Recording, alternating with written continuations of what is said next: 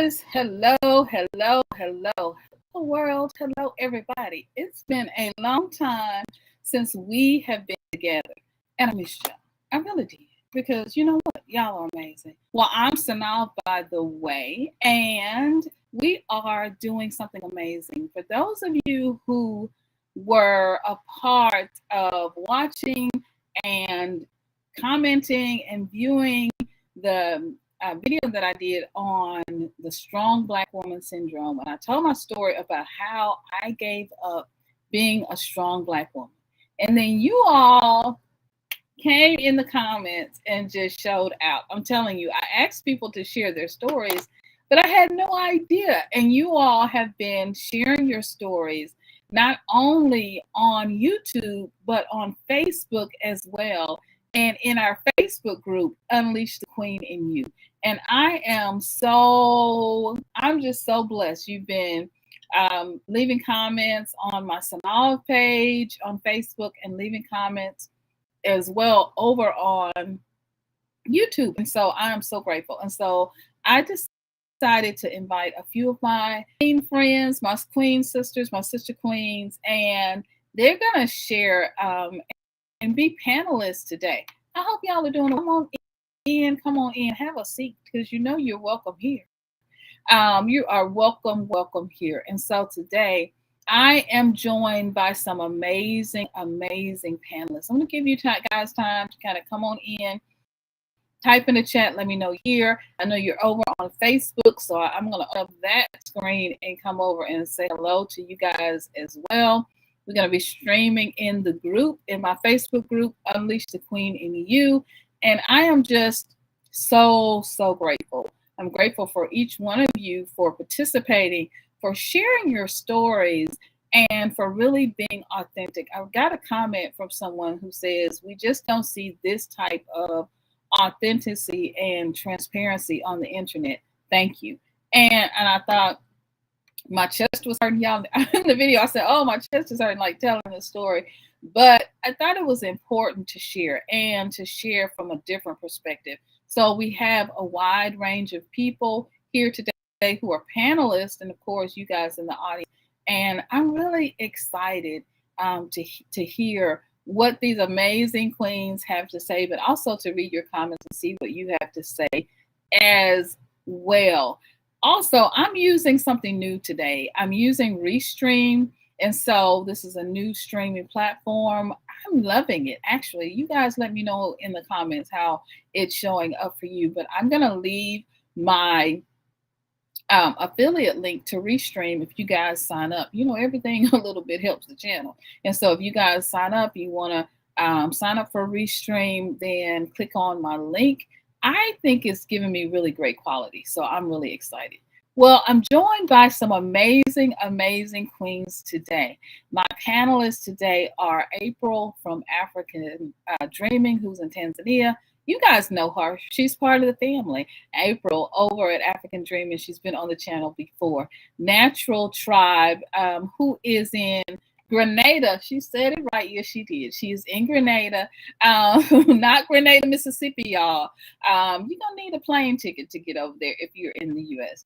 I'm also joined by Pauline George, who is an amazing traveler. I'm going to have Pauline on this week, and hopefully this week. I'm jumping the gun a little bit, but we're going to talk soon, along with NaturalTribe as well. So we're going to be talking soon, so stay tuned for those conversations as well. I got Sekh Amethyst, who is here with us, who is an amazing, look, I'm just going to let her tell you about herself, but she is holding it down in the U.S. along with me. So I'm glad to have someone with me who's on this side of the water until we start traveling, which will be soon. So the topic today is why we gave up the strong Black Superwoman syndrome, and how you can too, because you can do it. It can be done. Look, you can take that cape off, you can burn it, you can do whatever you need to do, because it's important in this season, in this time,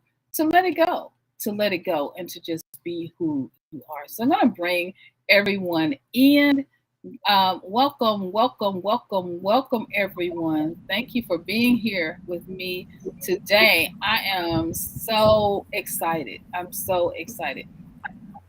So, first of all, let's go in order. And Seek, let's go ahead and introduce yourself. Tell us a little bit about yourself. Hello, I am Sekh Amethyst, the lioness of videography. I have 10 years of experience in communications and media, and I create content for content creators. Awesome. Thank you so much. Thank you so much for being here. Now, you have a YouTube channel, so tell people where they can find you on YouTube and also find you on Instagram as well. Yeah, so on Instagram is Sekh Amethyst underscore SEKHAMETHYST underscore. And then on YouTube, you can type in Sekh Amethyst or you can type in the lioness of videography and I should pop up. Okay. Well, that is something we can do.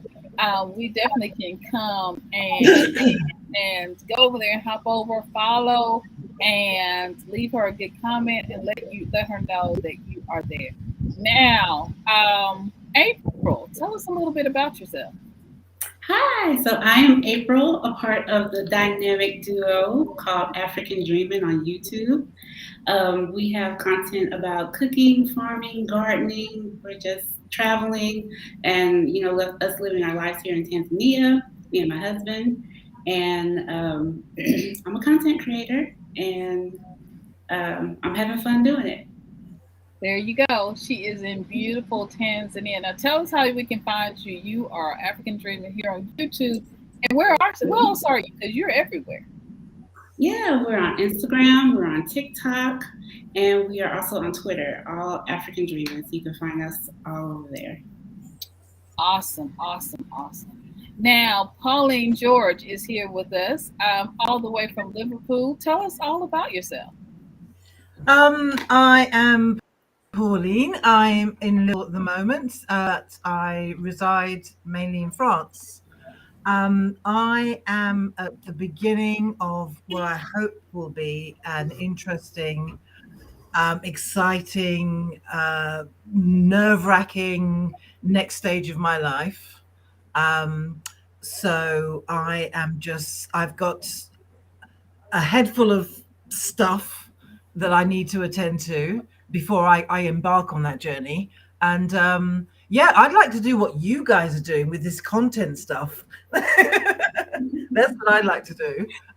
But yes, I'm just taking a step back. I've had a really very hectic, busy, tragic last year, and hopefully there's light at the end of the tunnel soon. And then I can embark on the next stage of my life, and I'm really excited about it. Well, the other day when I was listening to talking to you over on WhatsApp, you were actually on a train. So you are a world traveler, and so I'm excited to talk to you. But you've had a spouse to pass away. Yes, my late husband, he passed away just over about 2 months over a year, last February. He'd been battling cancer for the past 7 years. So I was more or less his carer for the last 7 years of his life. I was left to sort out everything, to do everything. It was a lot. I'm still going through it.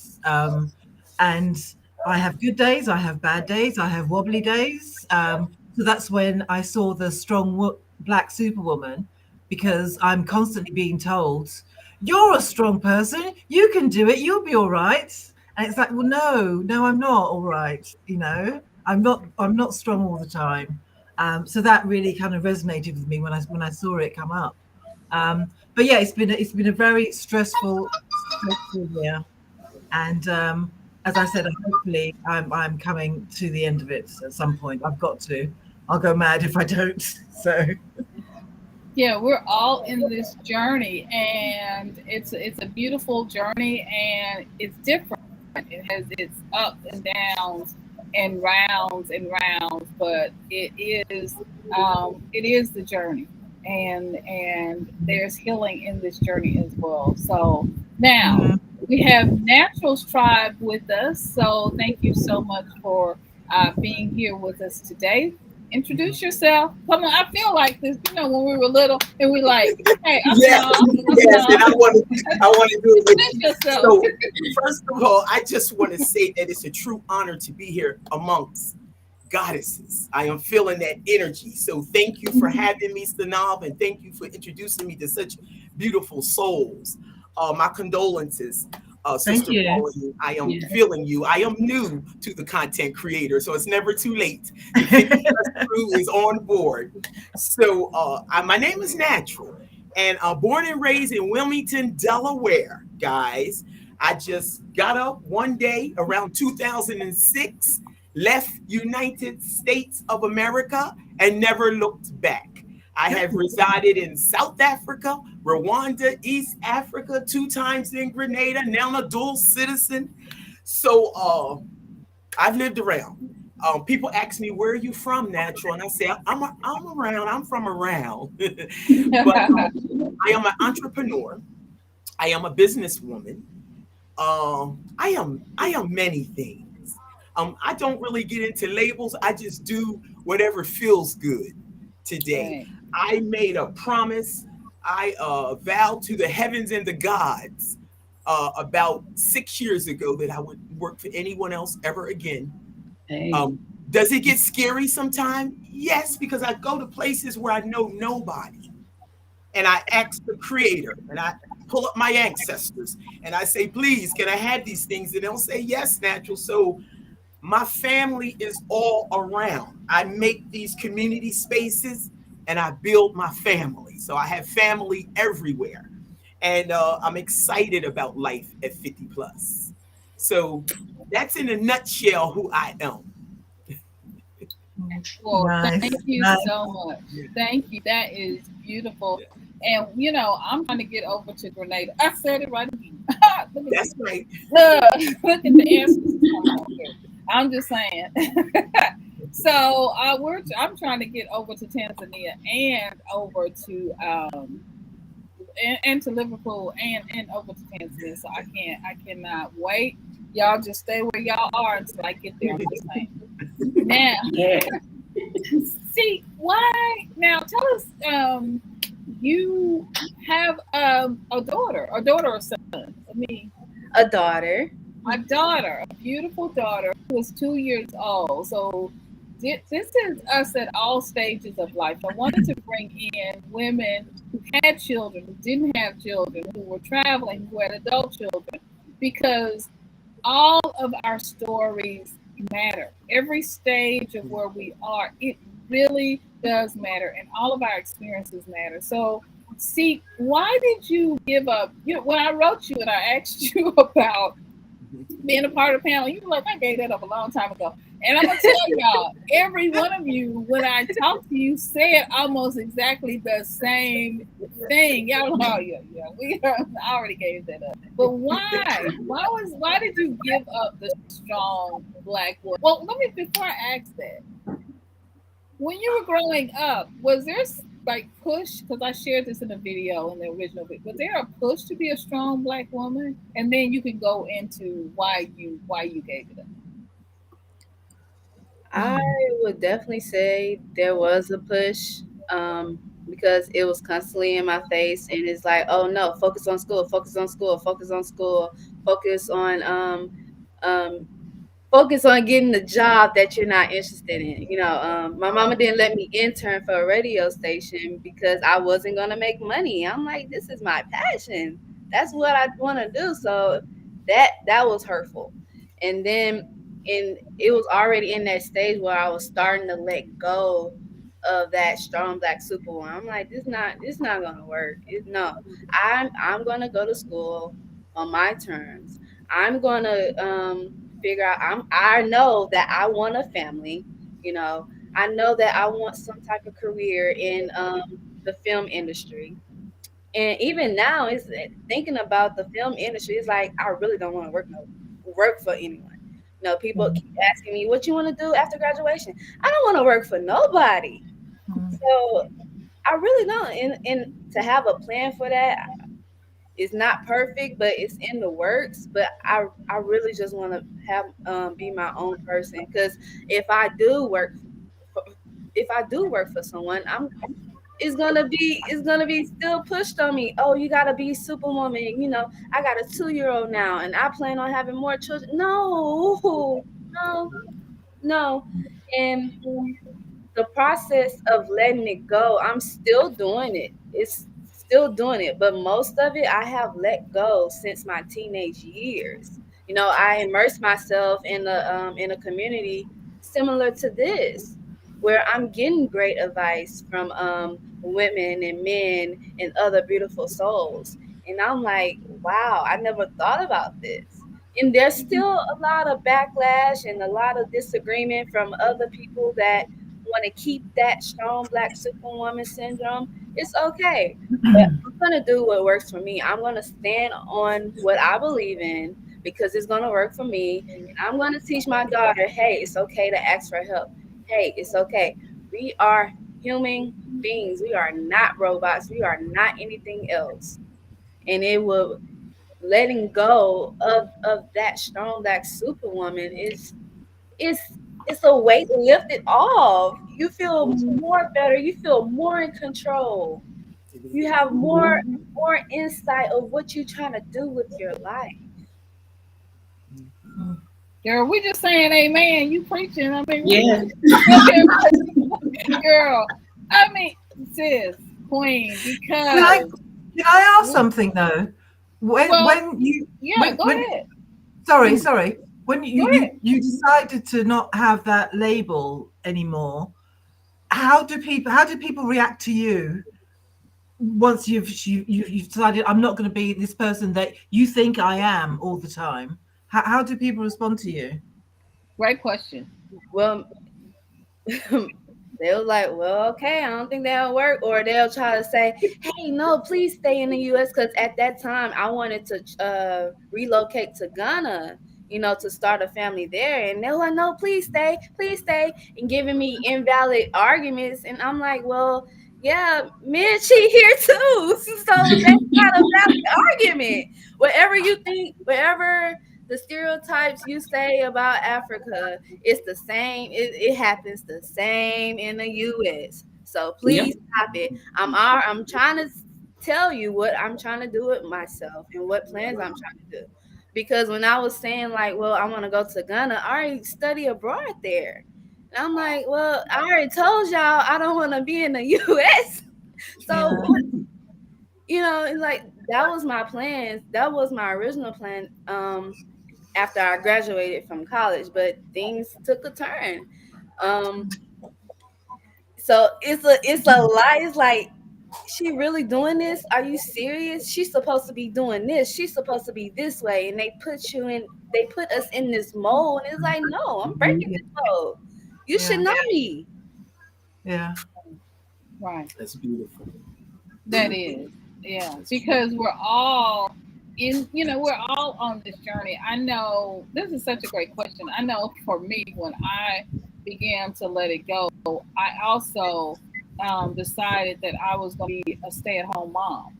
And I also decided that I was going to just be okay with who I am. And so if that meant I needed to cry, if that meant I needed to take a nap, if that meant I needed to walk barefoot and grounding and do grounding, if that meant I needed to meditate, if that meant that I needed to see God, if I needed to see her in a different way, whatever that meant for me, that was what that was going to be. And I think sometimes this is this thing where we're told what to do, we're told how to think, as opposed to allowing ourselves to think for ourselves critically, to be who we are.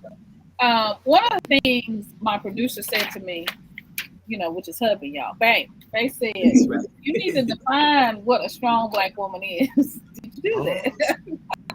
I was like, you know what? No, she did not. So, let's kind of, and then we're gonna get to April, but let's because I could see it in her eyes. She got things. She got things.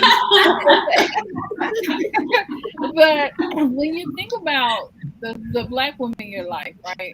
So in defining what is a strong Black woman, they never get tired. They're always going. They're never upset. They get upset because they're all cranky because they try to carry that cape and the goggles, but they're never allow themselves to have any real feelings or emotion, because instead of holding society, the world, whoever in their lives accountable for whatever it is that's going on, take on all of the pain, and they keep smiling through all of the mental abuses, through the physical pain, through whatever life throws at them, and often don't ask for help, or often sometimes, which someone brought up to me on in one of the comments, she brought up to me that I don't have any help, so I don't have any choice but to do everything for myself, because I don't have family. I don't have that, and I know what that's like. I know what that's like. And I think I've shared this many times, but my mom didn't raise me, so my grandmother raised me in Mississippi, and so my grandmother passed away at 14. I went to live with cousins. I have a choice but to take care and do things for myself. I mean, there was just, but the way that we hold our emotions, the way that we kind of just are told, you got to be strong, you got to do everything. And so I brought that into my marriage. And so there were things that I just did not allow my husband to do. And when I let go of, and I shared this in the video, being a strong Black woman, we figured out hubby could cook. It was a chef. Really, it's good. But so the thing is, we as women, because we have to be, we're told that we have to be strong. We're told that we have to wear this facade. We have to wear this mask. Then we don't community like we are now. My hope out of all of this is that when Sekh was saying, she has a community, that we form out of this a real community. It's not just some video on the internet, which needs to go viral, by the way, as NaturalTribe said. But it's more, right? It's more than just some video. I'm hoping out of we all come together. And if Polly needs something, we're there. Pauline needs something, we're there. If NaturalTribes need something, we're there. If April needs something, if Sekh just needs something just to talk about a 2-year-old, which I have forgotten what they do. But I'm just saying, have you correct me if I'm wrong, but 26 today. But I like to buy some little candies or something. I'm just saying. I don't know what they eat, but maybe that we come in community, and that we really, as women, instead of pushing everyone to just go out there and do your own thing on your own, and you'll figure it out. You got it. Do it yourself. That we enter a community and actually really love and support each other. That's my whole thing. Okay, so I'm off my soapbox. Thanks, Abby, for bringing us. This is how you talk. But anyway, so April, tell us, is this from childhood, or where does it come from for you? And redefine it. Feel free to redefine anything that I said about being a strong Black woman, and then Superwoman, and then why did you decide to give it up? Right. I think for me, I think we all heard it, or most of us heard it. Don't cry. You'll be all right. Fix your face. What's wrong? Suck it up. You got to do what you got to do. You got to put your big girl panties on. All this stuff, and you get tired. You get tired of being everything to everybody all at once, and then you don't have anything left for yourself. It's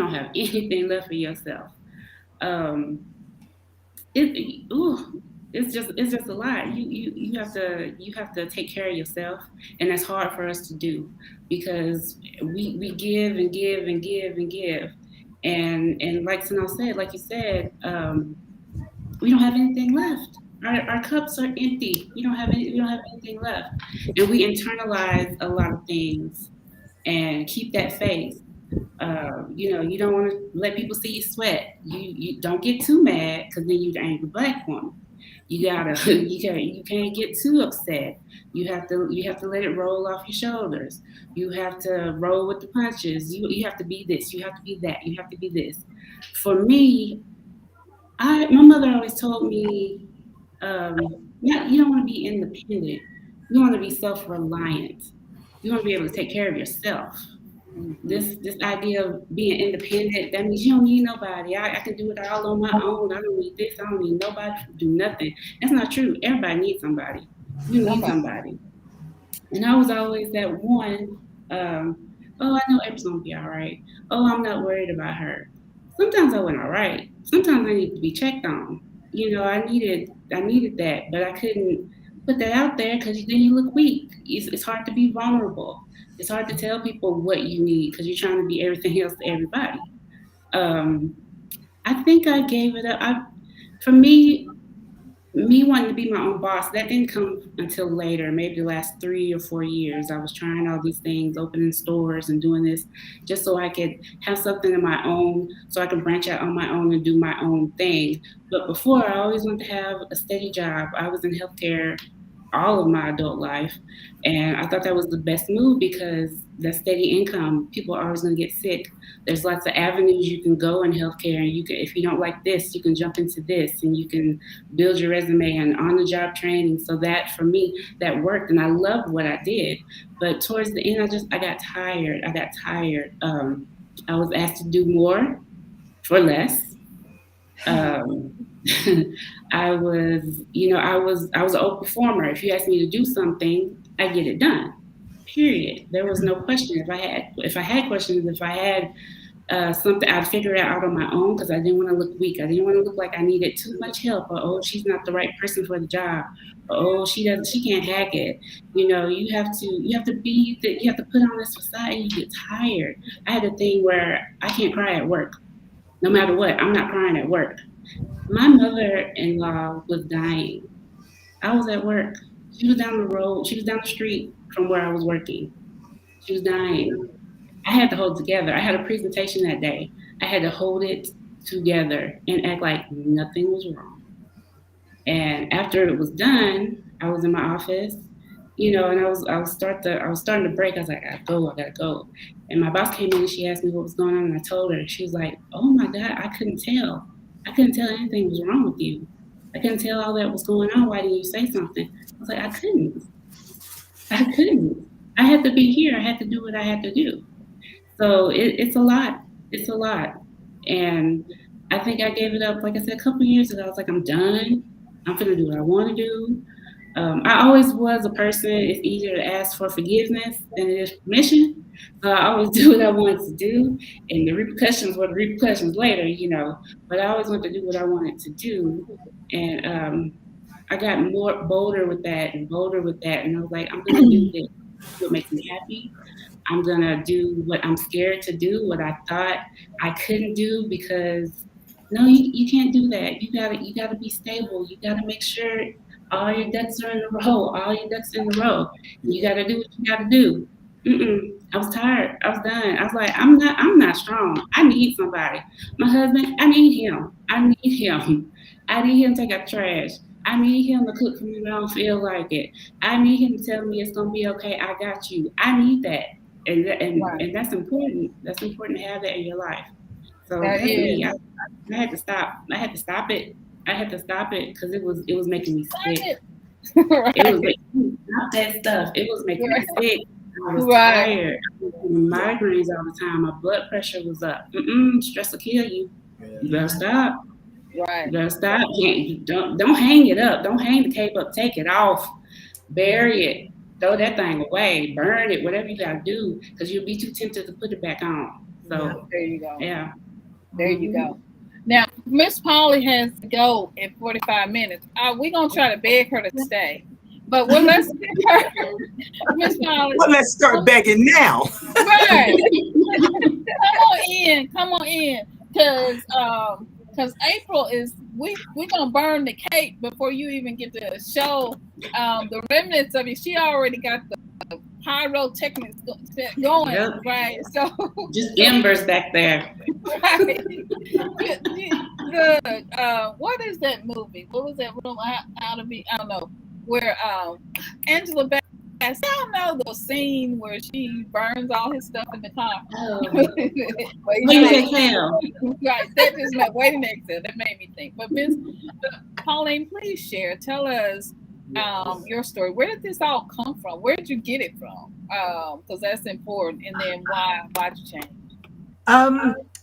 I grew up with a single mother, two siblings, brother older, sister younger. I brought up my sister because my mum was doing 3 jobs a day. So I would, take her to the childminder. I would go to school. I'd pick her up afterwards. And I did this from age 11. And then that was my first introduction to being the strong one. My brother didn't have to do anything at all. It was all left to me. I would feed her, I would clothe her, I would do everything as an 11-year-old. That was my first introduction to being, this strong person, and that has just continued through my life. But what I was tired of was people's assumption that I was this strong Black woman, purely because I am Black and I'm a woman. So they just assume I'm going to be this strong, hard-nosed, person that they can talk shit to, and I'll just, take it and all this kind of stuff. And a lot of my white friends would treat me that way and just think, oh, it doesn't matter with Pauline. She's strong. She can deal with it. We'll talk to her like this. It doesn't matter. And I'd be in a corner, crumbling. And I couldn't, nobody would think that I was hurting, or they just assumed that I would get over it and I'll be okay and, move on to the next thing. And nobody would kind of come to me and say, are you all right? Do you need some help? Nobody did that. And I think my late husband, I think he chose me because I'm this strong person. So he was allowed to be weak. He was allowed to be vulnerable. And I had to kind of be this strong person for not just me, but for him as well. So, and it was tiring. It was really, really tiring. And then obviously, he became sick. So again, I, put my, big, strong Black woman panties on and dealt with his illness and dealt with how his parents were dealing with his illness, which was really bad. So I had to wear that cape again. And all the time I just kept thinking, I'm exhausted. I'm tired. Who's looking after me? Nobody's looking after me. Nobody's saying, have a break, or anything. Even unfortunately, my late husband, it didn't even occur to him that I might need help as well. Right. It didn't, he was so fixated on what was happening to him, understandably, but it didn't occur to him that I might need some help or I might need somebody to talk to. One thing I did do was there's an organization called Macmillan Nurses in the UK who deal with families of cancer victims, sufferers, sorry. And it came to a point where I was, what happens when I get stressed is my body erupts in sores and boils and spots and everything.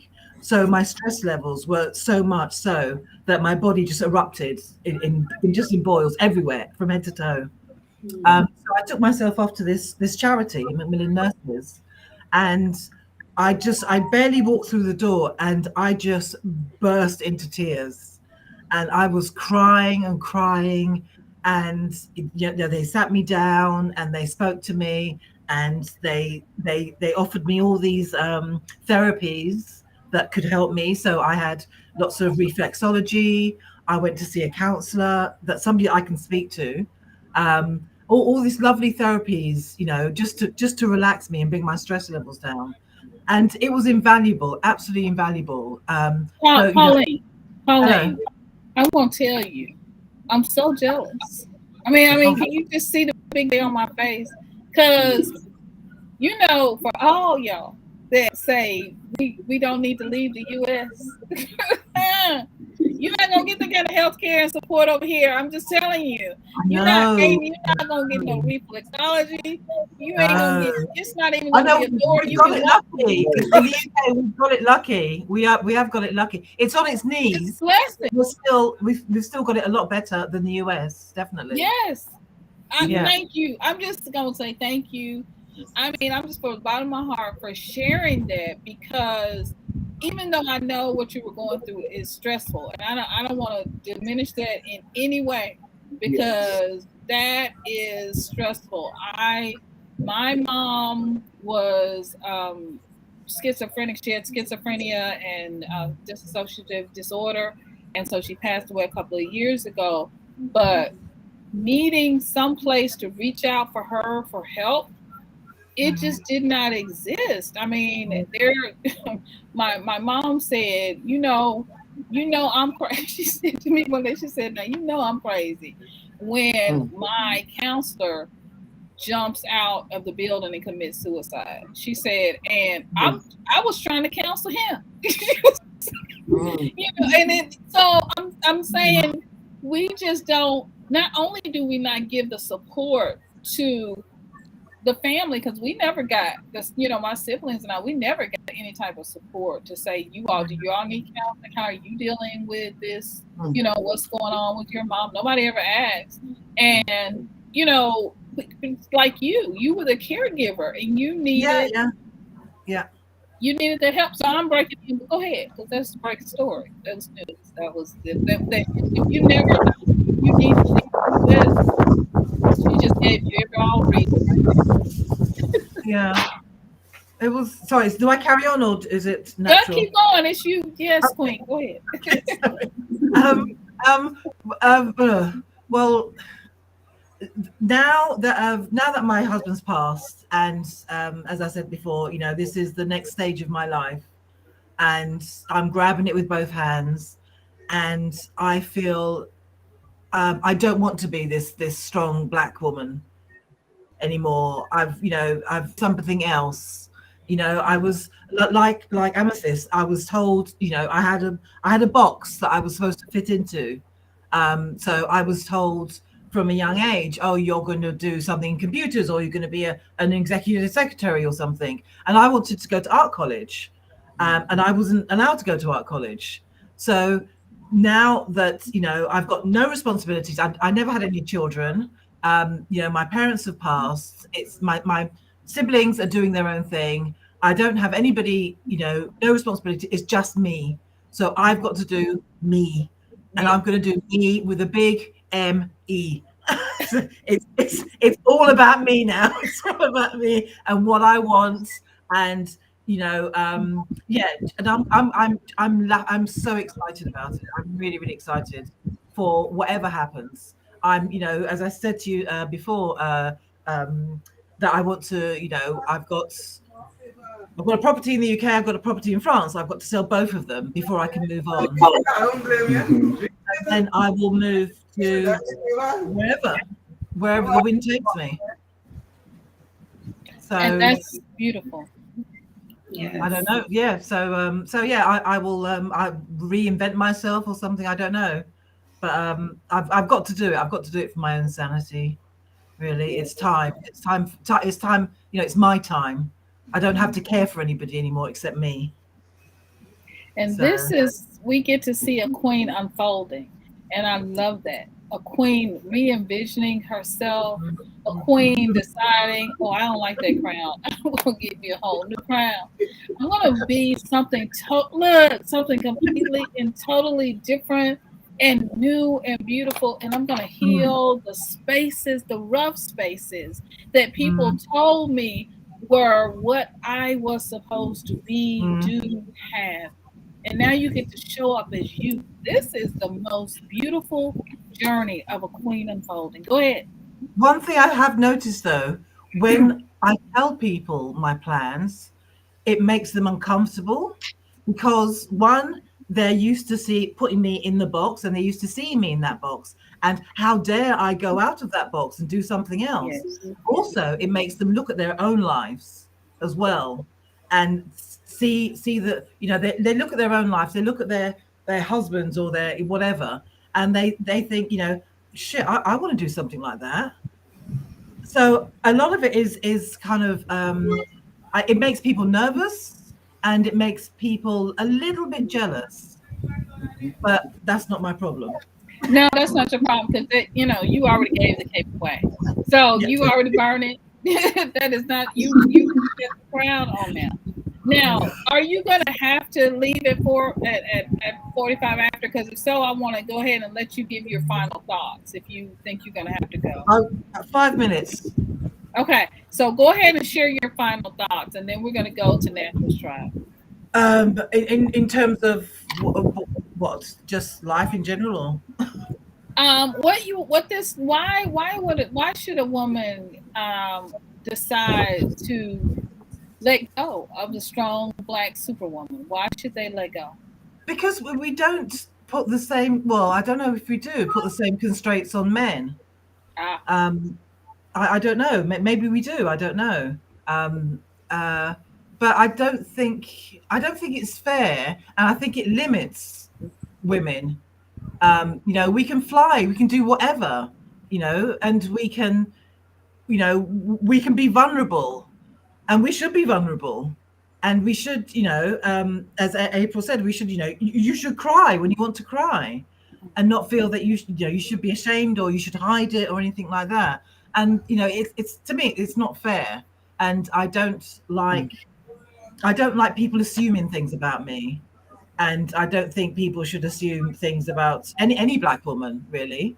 But you know, but they do. I just think it's, you know, enough's enough, really. And I don't want to live up to their stereotypes of, you know, black women. So because, you know, we can be strong, of course, but then we can always we can always be weak and vulnerable and everything else that everybody else is allowed to be, you know. And we should you know, be proud of that and not feel ashamed of that, or feel, you know, yeah, we should embrace it. Absolutely embrace it. Definitely. Absolutely.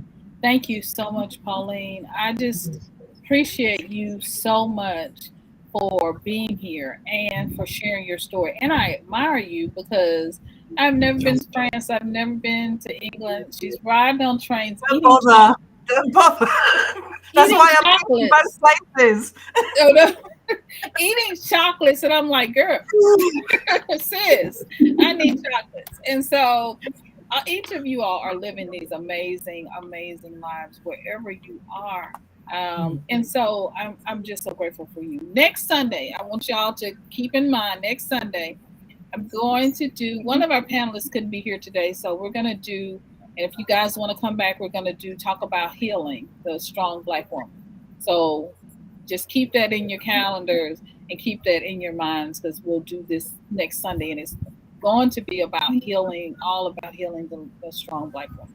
So you all have my contact. You let me know if this is something you want to do. Also, I'm dropping a video, supposed to be today, but it might be next week.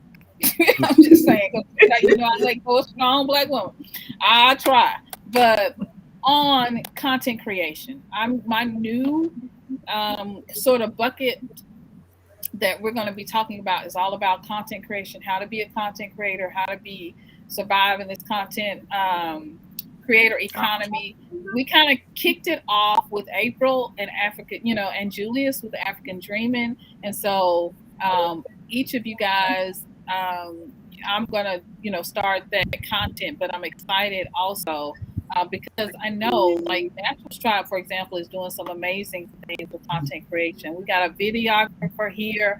We got April, that is just one of the most amazing marketers that I've ever seen. Have you seen her TikToks and her Instagram? I'm just saying. So we all can come together, and along with everyone in the chat, who have just amazing talents, we can come together and do some amazing things together. And so I'm hoping, as I said in the beginning, that whatever we do, we come together as a group and truly begin to support each other, and that this moment just doesn't end with being here right now in the space. So thank you, Polly. Thank you so much. I appreciate you.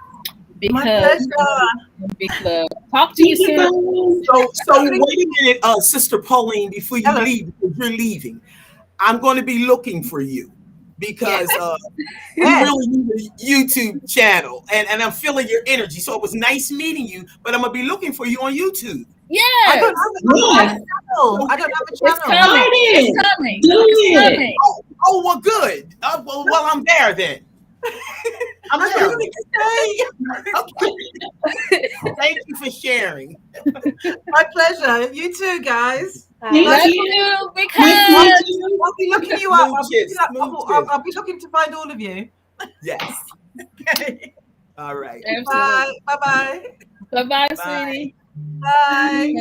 Yeah, I got so many amazing sister queens. I'm just saying. I'm gonna drop this link because I saw Jules on the run. I'm gonna drop the link if anybody wants to come. You definitely can. Here it is. Milton has been already sharing. My amazing hubby producer extraordinaire. How can we say that? Has been and best wishes, Pauline, on your journey. Yes. And all that you're doing. We are sending you hugs and love, but we're gonna stay connected. Oh, what I do, y'all? Okay. Well, this is not the X. That ain't that show.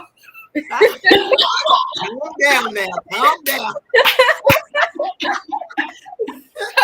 Hubby just came and said, "Put your camera." Pull yourself together, huh? That's right, hubby. Keep her on track. Yes.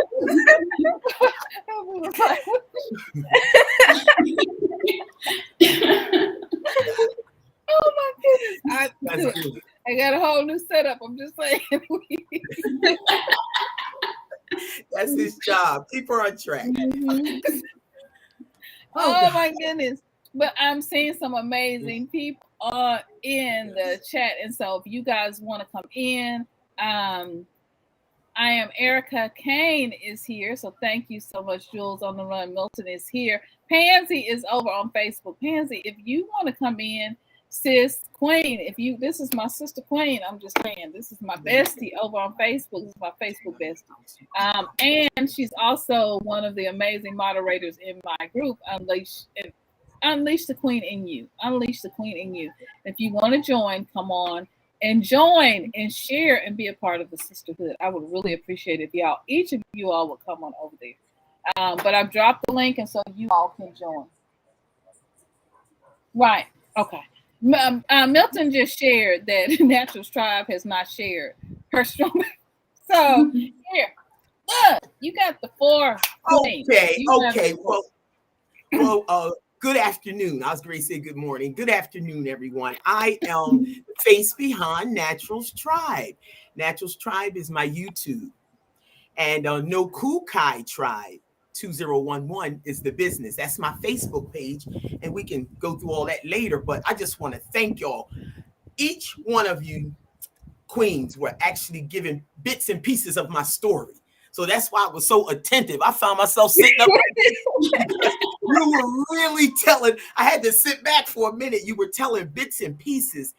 And we were raised on so much misinformed information. And that was the strength. That was the strong Black superwoman. The misinformed information. Now, I know our parents did the best they could do. My parents were stolen from Africa, and they were dropped off down south, the deep down south of America. What were they to do? And in all of that, their daughter went through life a product of incest. Imagine something happening to you when you're 9 years old, because that's when it happened to me, my brother. And you never tell nobody till you're 33 years of age. Something happened to you when you're 9. And we're talking about a human being. Human beings are made of feelings and emotions. It's just that simple. So imagine you go through life, an incest survivor, I wish you was never born. And then eventually you become an active addict. And now I'm happy today. It's 24 years later, October 17, 1997. And I'm grateful for that. But all of that, trying to be that strong. And the only reason, and I want to say this for the sisters and the brothers, because we got a lot of single fathers these days.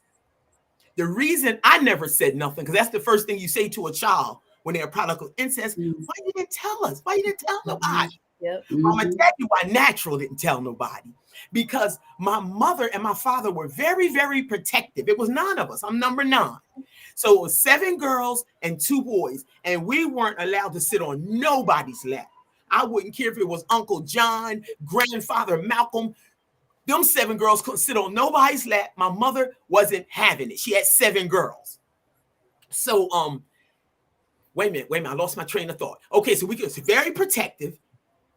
Couldn't sit on nobody's lap. Now, she used to say, if anybody, both my parents, if anybody ever touch you in any inappropriate way, make sure you tell us and we'll kill them. And remember, you're talking to a 9-year-old child. You can't tell your children, please, mothers and fathers, you got to listen to this one. Do not tell a 9-year-old child you kill them, because it could just very well be their brother, their grandfather, who it normally is anyway, the man down the street, the next door neighbor, Uncle John, your mother's only brother. Do you understand? No 9-year-old child wants to see her brother die. I don't care what it is. Now, let me explain the scenario to you. My father married my mother with 6 children. So this brother was not my father's. He was my mother's. Now, I watched this father chase boyfriends away, shooting at them. I'm telling you, they're from down south. They always got handguns on them. Boyfriends running, sliding under cars. So I watched them do that with boyfriends to my sister and of that nature. So I know for sure in my 9-year-old little mind, he would have shot that brother. I just know for sure.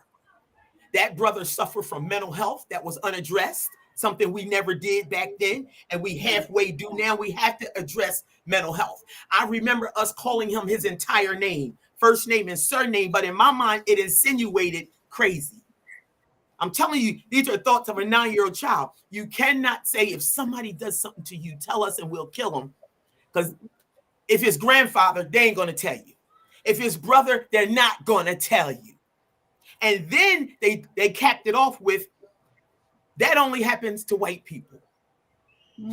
That's what my mother, from the old school, she did the best she could. I ain't mad at her because I've done my internal work, but we'll save that for the healing session.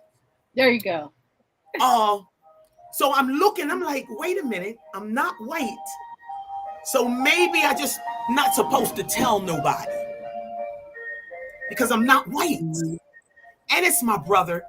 And I know this father, even though he loved him and he raised him, something would go terribly wrong. I know it would. So I went through life that way. And I wasn't living. I was surviving. You can't go through life surviving. You can have survival skills, but you have to at some point live. And that's what Pauline was talking about, that balance. When you finally get fed up with all those capes you got on and all those super, gotta be strong. Listen, and it was you, Synolve. You said, did you have a push? Did you have anybody push you? And I was sitting here thinking, I said, all the pushes. When I got to finally surrendered, I'm halfway taking that cape off, that super thing. I'm ready halfway. I had a professor. My bachelor's degree was back in 2004.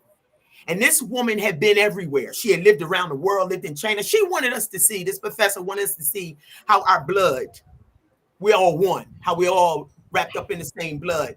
So she gave us this assignment to do. And it had to do with write about if you could, the assignment was linked to, you had to list your mother's side of the family, father's side of the family. And I didn't really know my real father till later on in life. So I didn't get to build. So instead of just being embarrassed, I said, look, I can't do the assignment because I never really talked about my mother taking me to my real father and how I got these 2 amazing fathers now. So I never talked about it up to that point. She like forced me to talk about it. because I can't do this assignment properly because I don't know my real father's side. I just said, look, I can't do it. And I said it in a sarcastic, nasty kind of way. And she said, well, okay, then no problem. She said, well, you'll do this, what you'll do. If you could live anywhere in the world, do it any way you want to do it, what would it look like? Write about it. And I wrote. I said, I would love to live. Because see, in school, they only taught us get a 9-to-5 job, get a husband or wife, 2.5 children, and a picket fence. Nothing about that attracted me.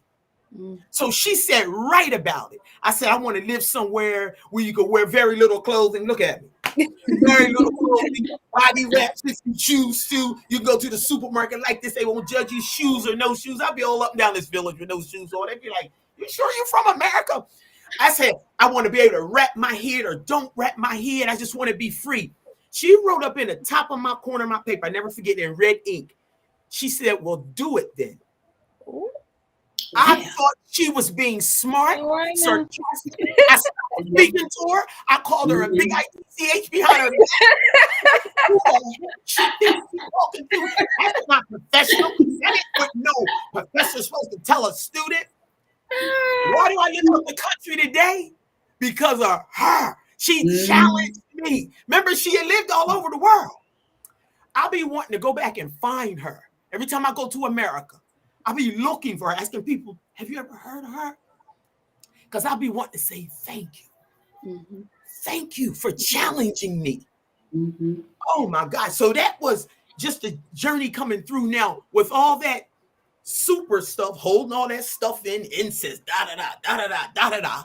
just trying to be it and still helping everybody else solve their problem because everybody come to natural to solve a problem. Well, of course. Oh gosh, wait a minute. By the time I get to Narcotics Anonymous, because see, I can't take it no more. So now I start using drugs and alcohol. Such a young age, no 26-year-old woman, as beautiful as I am, got no business sitting somewhere using drugs and alcohol in houses I'm talking about. So by the time I get to recovery, they said you got to get a sponsor. You got to get somebody to teach you how to live or either for the first time ever or how to relive all over again, whichever category you fit in. And I wouldn't cry. I wouldn't cleanse myself. Today, I know tears are cleansing of the soul, but I wouldn't cry. I wouldn't release myself. They thought they were going to have to buy me artificial tears, dry eyes. They said, what is wrong with you? Because I had this wall built up around me that nobody would ever hurt me again. Nobody would ever do anything. So I wasn't crying. I was going through life. If you're not feeling, that means you're not dealing. If you're not dealing, you're not healing. Feel, deal, and heal. You have to feel this. And I wasn't feeling any of it. So when I first cried, I think I was about 5 years clean, and it scared everybody because it was them big crocodile tears. I asked this woman, would you sponsor me? She said, why? Tell me why you want me to sponsor you. It's like everybody challenged me. And I said, because when you cry from across the room and I'm watching you, you look so free when it's done. I said, those tears, I hadn't done that in years. I was just running around, not feeling anything. I said, I want to be able to do that. She said, yes, I will sponsor you. So that was the beginning of a new life for me. So it's 24 years later. But anyway, when it came time to make this decision, Amethyst, they said, you can't go live in a foreign country. I said, really? Is that as far as your mind? They said, and why would you go live in? I was going to live my first 2006. I left the country and I went to Antigua and Barbuda. They said, you just going to resign from your job. And I had a really good job. And you're going to sell your home. I bought a home through a first-time home buyer program, lived in it about 5 years, and I put a for sale sign on. They said, you're going to sell your house, resign from your job, and go live in such a poor country. So I'm real quick now to ask you, first of all, what's your definition of rich and poor? Because it's still one of the richest experiences I've ever had. Hey. And I never looked back, and I just kept going wherever I wanted to go. Somebody asked me the other day, so Natural, because my flight is booked. I'm coming to America. See, my business serves America. Coming to America. I'm coming with y'all. That's why I was going to say, Synolve, stop. I'm coming. Look, I haven't been back home since 2019. I think that was the last time. I've been here 6 years, but I did come in 2019. We buried my favorite, oh God, one of my sisters. My first time going back home without her being there. She was my go-to person. And flight is booked. I leave on the 25th. Was that 1 week and 3 days? I'll be in America. And I got a great opportunity to heal my people. I have taken advantage of the natural resources of the island. And I specialize, I say we, because I can't do this by myself. We specialize in sea moss, moringa, and some of the best handcraft ever. We teach handcraft skills. We teach you the art of making it. We teach you how to make this stuff if you want to. We hold workshops. We do all that.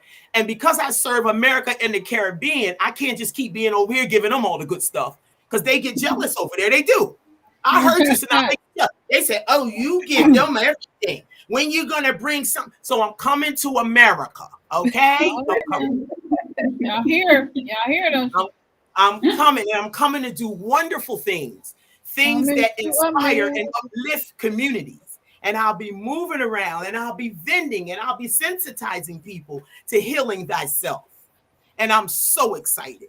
I'm so excited. And I only ask the creator to please not ever force me to go live back in America. I don't think I can do that. I knew after I left South Africa, them 2 years, it was difficult to go back and live in America. It really was. So I started looking.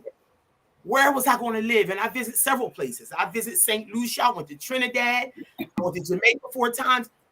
Grenada came up the safest island of all the islands. So because I was by myself, I said, I got to be safe. I don't mind a little hurricane activity, but I want to be safe, you know? Yeah. So the water and safety are always on the top of my list. And I'm excited about life at 58 years young. This is the best life I've ever known. And one thing for sure, see, I used to be real angry and hurting, but I'm not that anymore because everything I experienced made me who I am today. And guess what? That superwoman, that strong strength, that definition of strength has changed dramatically. Strength today for me is when you can take a risk, when you can step out on faith, go to a country where you know nobody. I ain't know nobody in South Africa. I ain't know nobody in Rwanda. I ain't know nobody in Antigua. Yes, I didn't know one person in Antigua. I ain't know nobody here. I didn't know I was going to become a dual citizen. Like, I ain't see none of it coming. So I told my friend the other day, I said, wait a minute, I got one more on my list. I want to go to Ghana. She said, how you going to get there? I said, I didn't know how I was getting to South Africa. I didn't know how I was getting to Rwanda. I didn't know how I was getting to Grenada. I didn't know how I was getting to St. Croix Virgin Islands. I didn't know how I was getting to any of them. I said, I'm just sharing it with you and putting it out to the universe that I want to go to Ghana. That's all. That's all. That's all. And rely on those God. We have something called God-given talents. I gotta give me one second for these God-given talents. We all have them inside of us.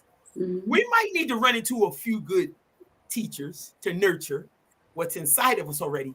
But we have something inside of us that can sustain us, that can create streams of income, that can literally create a whole new life. I'm here to tell you, I thought it was just going to be one thing. I was a hairdresser for 11 years. I thought that was going to be it. Mm-hmm. I never knew I was going to be an entrepreneur. I never knew I was going to go to school at 50. I never knew that COVID, if I mess around with COVID and get 2 master's degrees, and it's only because I wanted them. It's not because somebody said you need, because everything that I'm successful about today has nothing to do with no master and bachelor degrees. I just wanted 2 of them because I had a father that couldn't read and write. And I said, okay, I'm going to do this one for you, Dad. Mm-hmm. Just because I really wish I would have took more time to help you read and write, because nobody talked about it in the family and was so embarrassed by it.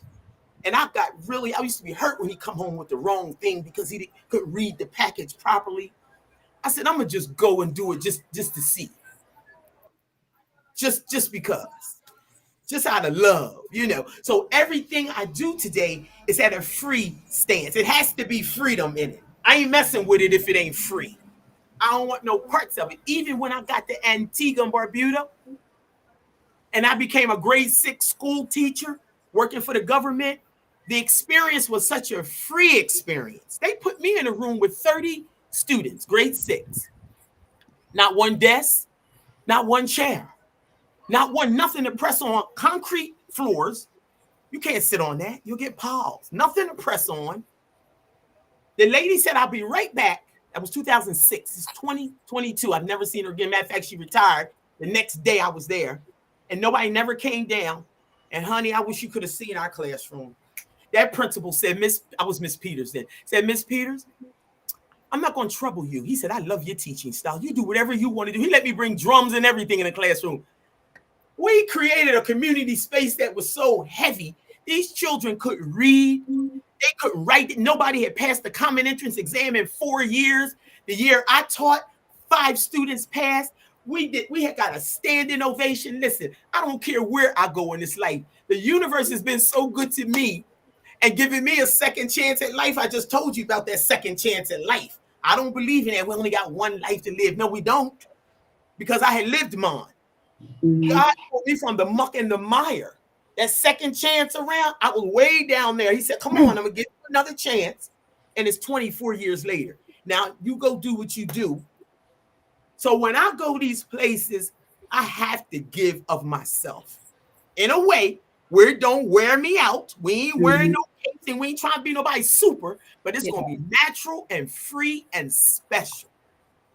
If I'm coming to South Africa to teach you English, you're going to make sure I leave here speaking Zulu. You going to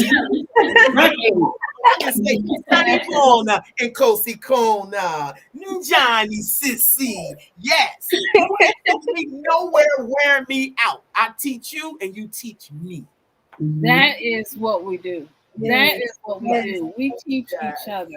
And that is real community. We have so many ways to teach each other. I mean, even just teaching each other through loving each other. I think we only thought and bless the ancestors. But, I think sometimes we only thought we could teach through, and you hear this in language a lot, through pain and through struggle, as if you only learn. Yeah, how many times have you, heard something like that? Like, the lessons you learn through pain, you going through this because you can teach somebody else. I don't want to teach them. I mean, in pain. I mean, keep it. I don't want that. I don't need that. Who asked for that lesson? I was just saying that the other day. I was going through something, and I was like, "But who asked you for this lesson? I mean, when did y'all have the meeting? Because I didn't. I didn't get the memo. I remember that song. I want to go to the meeting. I did not say that. I'm just telling you. I didn't sing that song. I did not say that. So we just got to get this thing around pain and trauma and start putting stuff in its place, because we're trying to bring answers around stuff that we don't know anything about. That's not even true, because we're trying to make sense of stuff and we don't want to hold people accountable. We're forcing people to be strong in situations where people don't want to hold folks accountable. They don't want to hold the uncles and the grandparents, and they don't want to say nothing to them about what you do. And we don't want to even hold ourselves accountable for why the 90s were so hard. And you had this rampant explosion of drugs and drug abuse and addiction. And so now we're legalizing stuff while folks still in jail for stuff. This makes no sense, because we don't want to be real, and we're not really looking at the pain and the traumas and who owns the ships and the boats. But that's a whole other story, because you know what, it is a whole nother story, Synolve. I want to just say, but you know what is easier? It's easier not to deal with a thing than it is to confront the situation, because we got to start, these grandfathers and these brothers and uncles and women too, because they mess with boys, but they got to start being exposed. But see, it's easier. And girls mess with girls. So that's the whole conversation. Once you confront something, you got to deal with it. It's easier not to deal. And that is so sad, but I'm dealing today.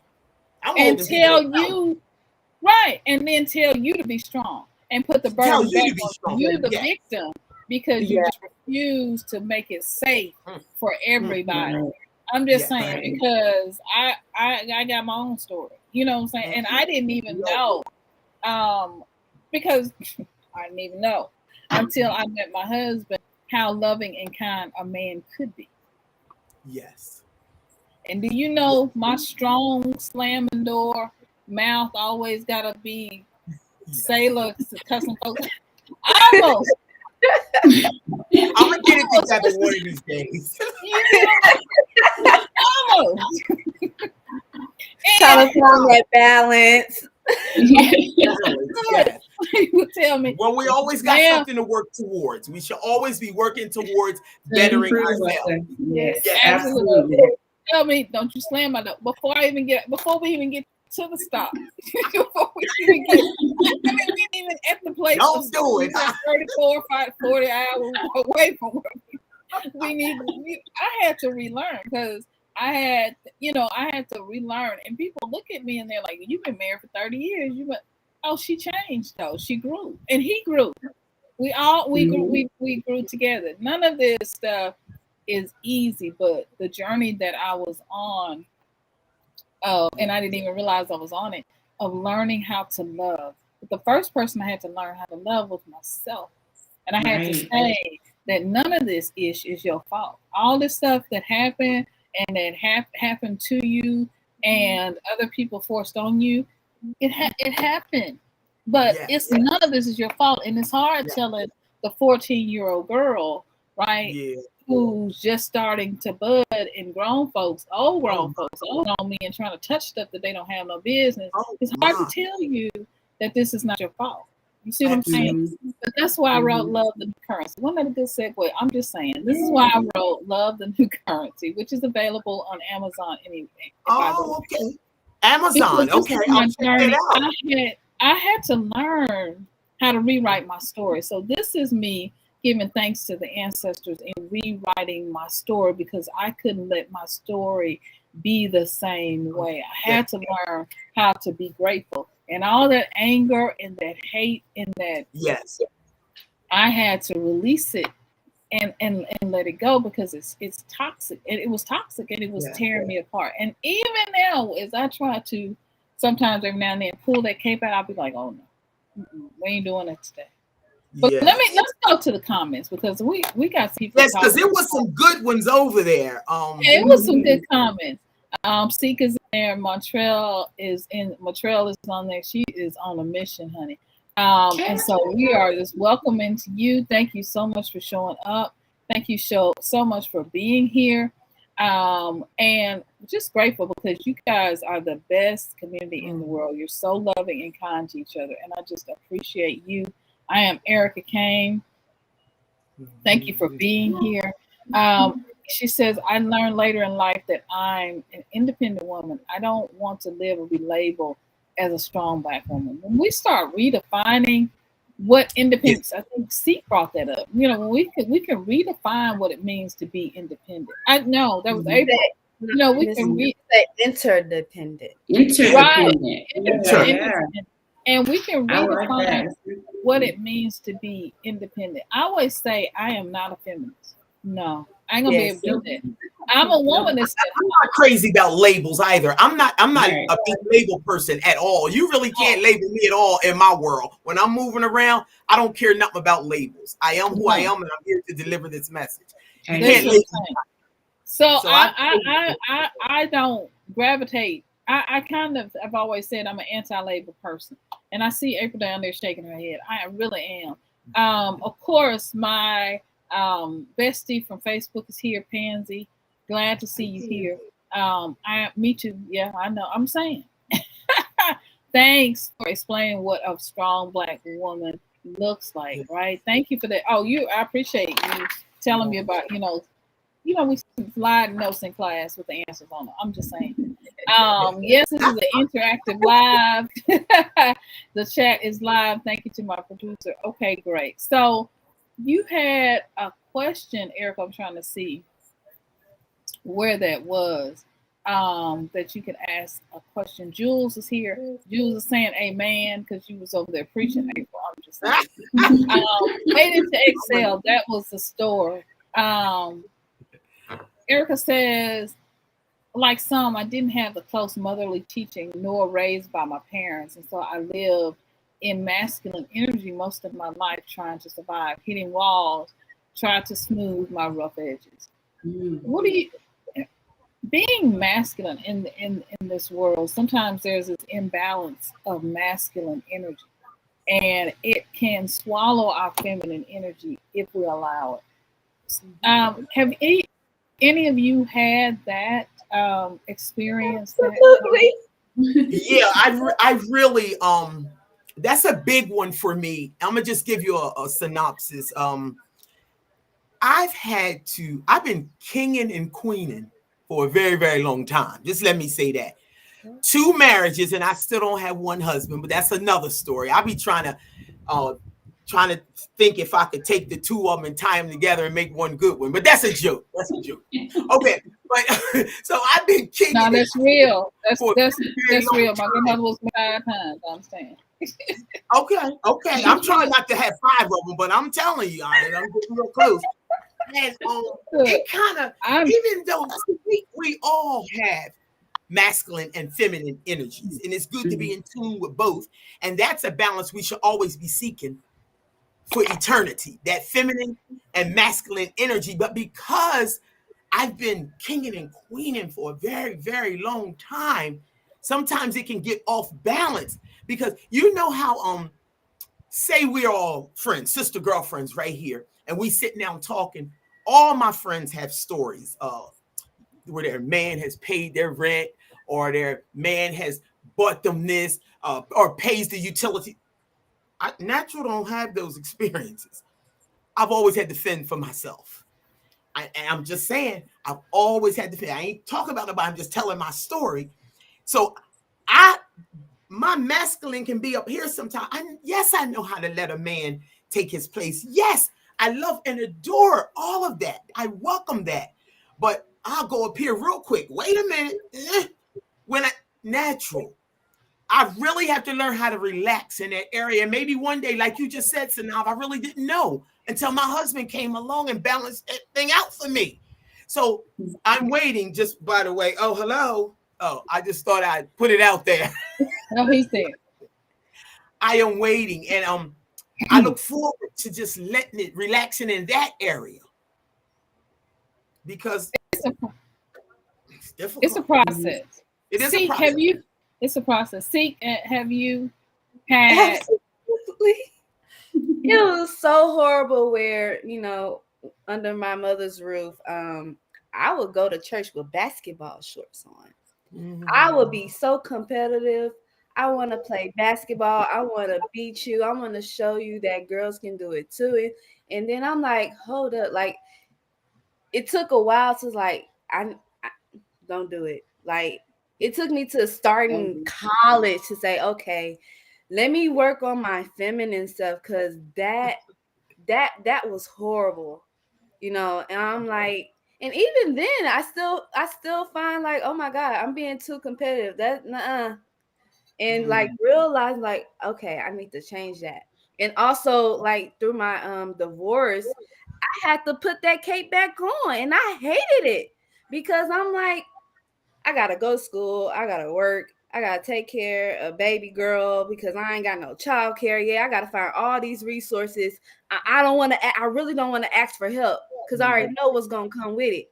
And that asking for help can be good. Like, you know what you're looking for, you know what type of person you're looking for. And I'm proud of myself this year because I'm asking for help. I'm asking for help.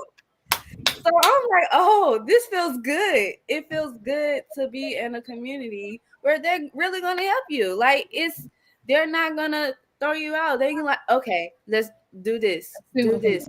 Here's some more resources. Mm-hmm. And I really appreciate, okay, I'm going to go check out these researches. The next day, I come back with the information. Thank you for providing this information, but this one didn't work out for me. And they'll send me more resources. And I'm like, thank you. You don't have to do that. I really appreciate it. But me asking for help, finally? Oh, my God.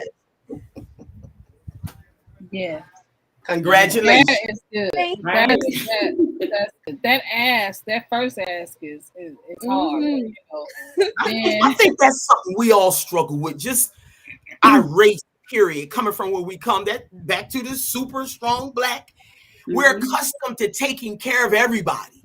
Right. But let that time come to say, someone can take care of you. Because I've experienced that one on a deep level. Yeah. But I'm learning to get better because the life already see that the universe has made my life international. And I'm respecting it and I'm honoring it. And wherever I go, I have to create a family. They become my family. When I get up in these villages, I look around and I say, wow. That's how I got so in touch with love thy neighbor. I really used to minimize that, especially when I lived in Antigua, because I had married the wrong man and his ignorance level was really, really high. And he used to really like cuss out the guy next door, and he wasn't too cool with the other people on the other side. And I know one time when I was there, Antigua had a natural disaster. So the water was really high. It rained for like 4 days. Cars was floating down the street. And I was thinking, now, if I really need to get out of this village in one of these canoes, who I'm going to have to call on? But my neighbor. And my neighbor on the left, he used to say, Natural, if it wasn't for you. And he would shake his head. I knew he meant what he was saying. He was saying just like I'm saying it. He said, if it wasn't for you, I'd bring my fence all the way over, because the land we had built our home on, it didn't have an entrance. It was in the middle. So we had to go upside his house. He said, I would bring my fence all the way over. And I said, sir, I want to thank you for thinking enough of me. At that point, I knew, look, you got to have some kind of relationship. You got to build something. I know a lot of us struggle with our neighbors, but for real, your neighbor will be your lifeline come a natural disaster. And don't forget that. When I live I live a village life. I went to South Africa and lived in a village with no electricity and no running water for the entire 2 years, because that's what I wanted to do. I said, if my elders can do it and if these children can do it, of course I'll go there and do it. Yeah. And I enjoyed it. It was my opportunity to learn how to live with solar. I always wanted to know what it is to live with solar. I had a small solar panel. If the sun didn't come out, I couldn't charge my phone. You understand? I got a whole new relationship with the sun because of that experience. And if anybody knows what it's like to live internationally, that's April. April, share with us. Yes, April. Right? Tell us about this balance with masculine and feminine energy. How you've been able to work with it. I think for me, it was the flip for me. I always, you're a pretty girl. You should wear your hair like this. You should be like this. Just the total opposite. I was very competitive, but you have to rein that in, because boys don't like that. Of course, people don't like that when you're too competitive, when you're talking smack and all that. But if it was something I could do and do well, everyone let you know I can do it and do it well, and I'm gonna talk smack while I'm doing it, and you can watch me work. You know what I'm saying? But yeah, it was more, you're a pretty girl. You should do pageants. Oh, you should be a model. Like, dude, sometimes I just want to pull my hair back, put it in a bun, no makeup, and just do me. Like, I don't have to. Why do I have to be this all the time? Yeah. Always on, always. I enjoy getting cute and all that stuff. Sometimes you just want to be tomboyish. I grew up tomboyish. I was outside playing in the dirt with the boys, and hopping around barbed wire fences, and in the country, being country. Doing all that, and you can do that to a certain point. Oh, you're so dirty. You're so mud. Clean your face up. Clean yourself up. You're a girl. You have to, So it's the opposite. Yeah. But it was in there. If I knew I was good at something, like, you're gonna know it. You're gonna know it, and I'm gonna show it. Oh yes. I think the world. I think that what you're saying is so important, because we get pushed out of. Sometimes either way, it just depends on whoever, the family, right, that you're raised in, the society that you're in, where you get that push. So I'm glad you're bringing that up. Go ahead, April. Go ahead. Yeah, and I've been a couple of places. I've been to Asia, and you can see the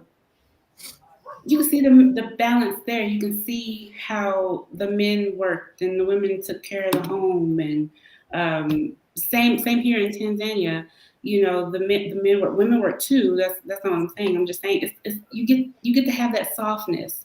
You don't have to be as hard because the men, they're out doing what the man is supposed to do, providing for the home. So you can have that softness. I don't really see that in America. We have to be so on and so strong all the time. You can't The let culture go. is different. It's definitely different. Right. Yes. And I get to see that difference. Yes. Yeah, living in other places is different. And you know, asking for help. Whew, that first time asking for help, it's excruciating. It's hard because you're the one that's always being asked to help. So when it's your time to ask for help, it's like, how do I do this? I feel uncomfortable. Like I don't even like, I don't think I should, or no, I don't want somebody to be talking about me because I needed this from them or I needed help. And I was like, take that cape off. You better ask for help if you need it. You better ask.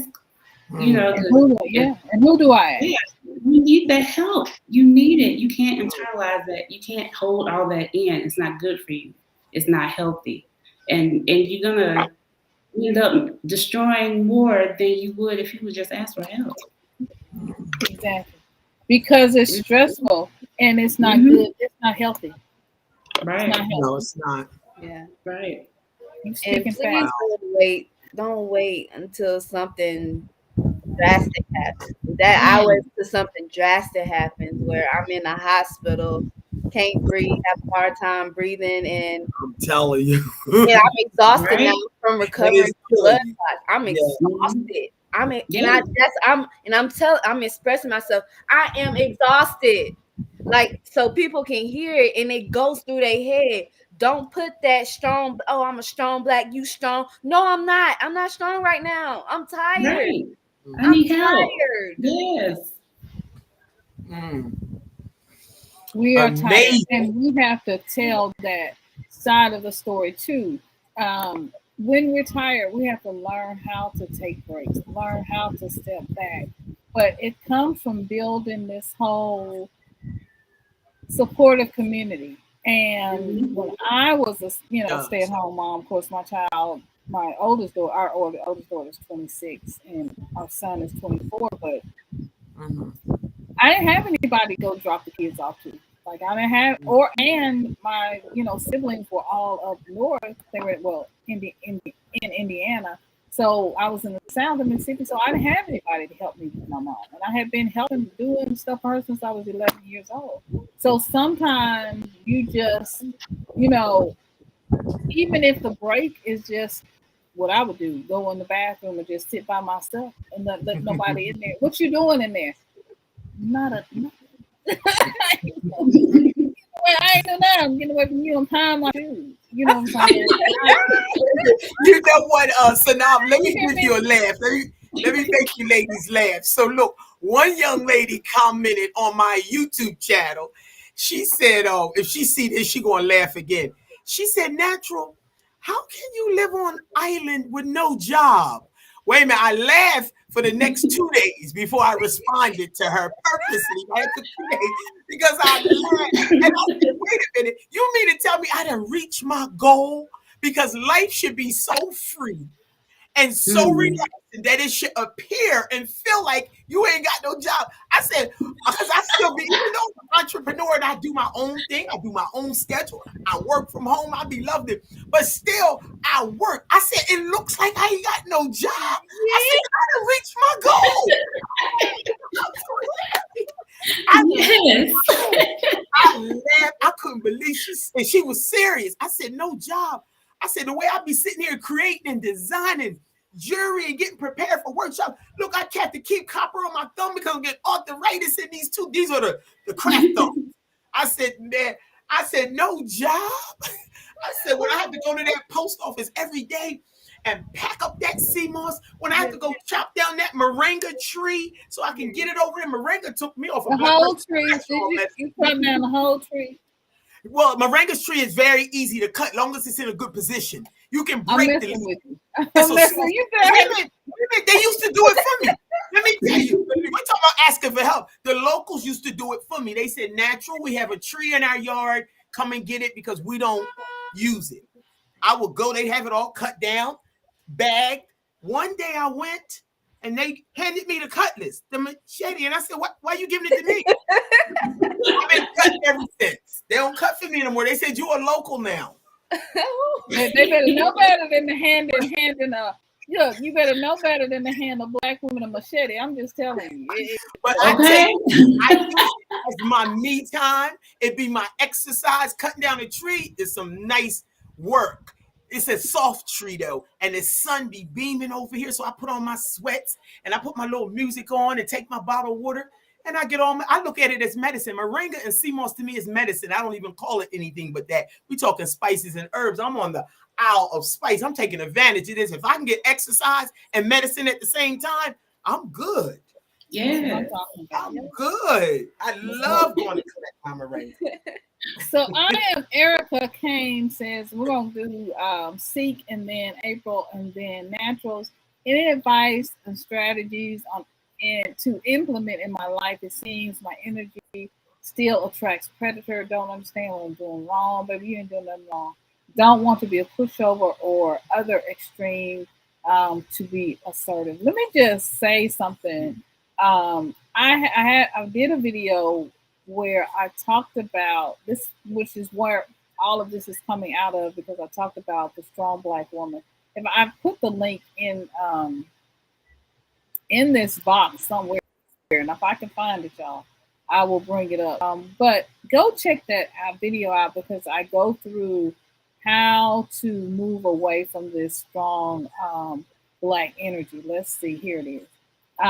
This is kind of a great place to start, because at the end of the video, I give tips, right, on how to get away, how to get out of this strong black woman sort of syndrome. But let me say something that I do. We're going to talk about healing in the next video, but I think it's come up, and so I need to be appropriate and be attuned to what spirit is saying. So, you know, I keep everywhere all which around me stuff, right? That's right. That's right. Me? Yeah. I keep Burn stuff. Look, I will burn. Look, I will. You in this bowl, so don't come to me wrong, because I will burn you in here. You hear me? Because I was right on the paper, and I will put your name in here. And what happens to you once you walk away? I tell my husband that I put a circle around him and my kids. I really hate for somebody to do something wrong. I mean, and I'm just telling you, because this is the energy, this is the hill of the ancestors. I really hate for somebody, and I'm not wishing anything bad on anybody else. It's just when some, you know, scriptures have been reworded from the ancestors. Let me get, because my opinion. And so when the scriptures say, "Touch not my anointed," I really mean that. You hear me? And so the people who have done things and they got into, you know, because we ain't gonna talk about that, but I done things and fallen into not realizing that I wasn't the one. Not because I cursed you out, but because I had already set a protection around me. You hear me? And that may be with salt, it may be with water, because I keep pink salt everywhere around me. So I'm just saying, don't come for me. What I'm saying is, what you need to do is, you're gonna have to start studying some of it. I don't know how I look to you, but in the spirit, when I work with spirit, this is what I do. And so when I work with energy, so I'm gonna need you not to come towards me. I may look a certain way. I may look real feminine. I may look like I'm in the boardroom with you. I could sit next to you. But baby, you hear me? I work through spirit, and when I call on the ancestors, I love it. Handle him. Do you hear me? I mean, I want you to first just go talk to him, chat real nice.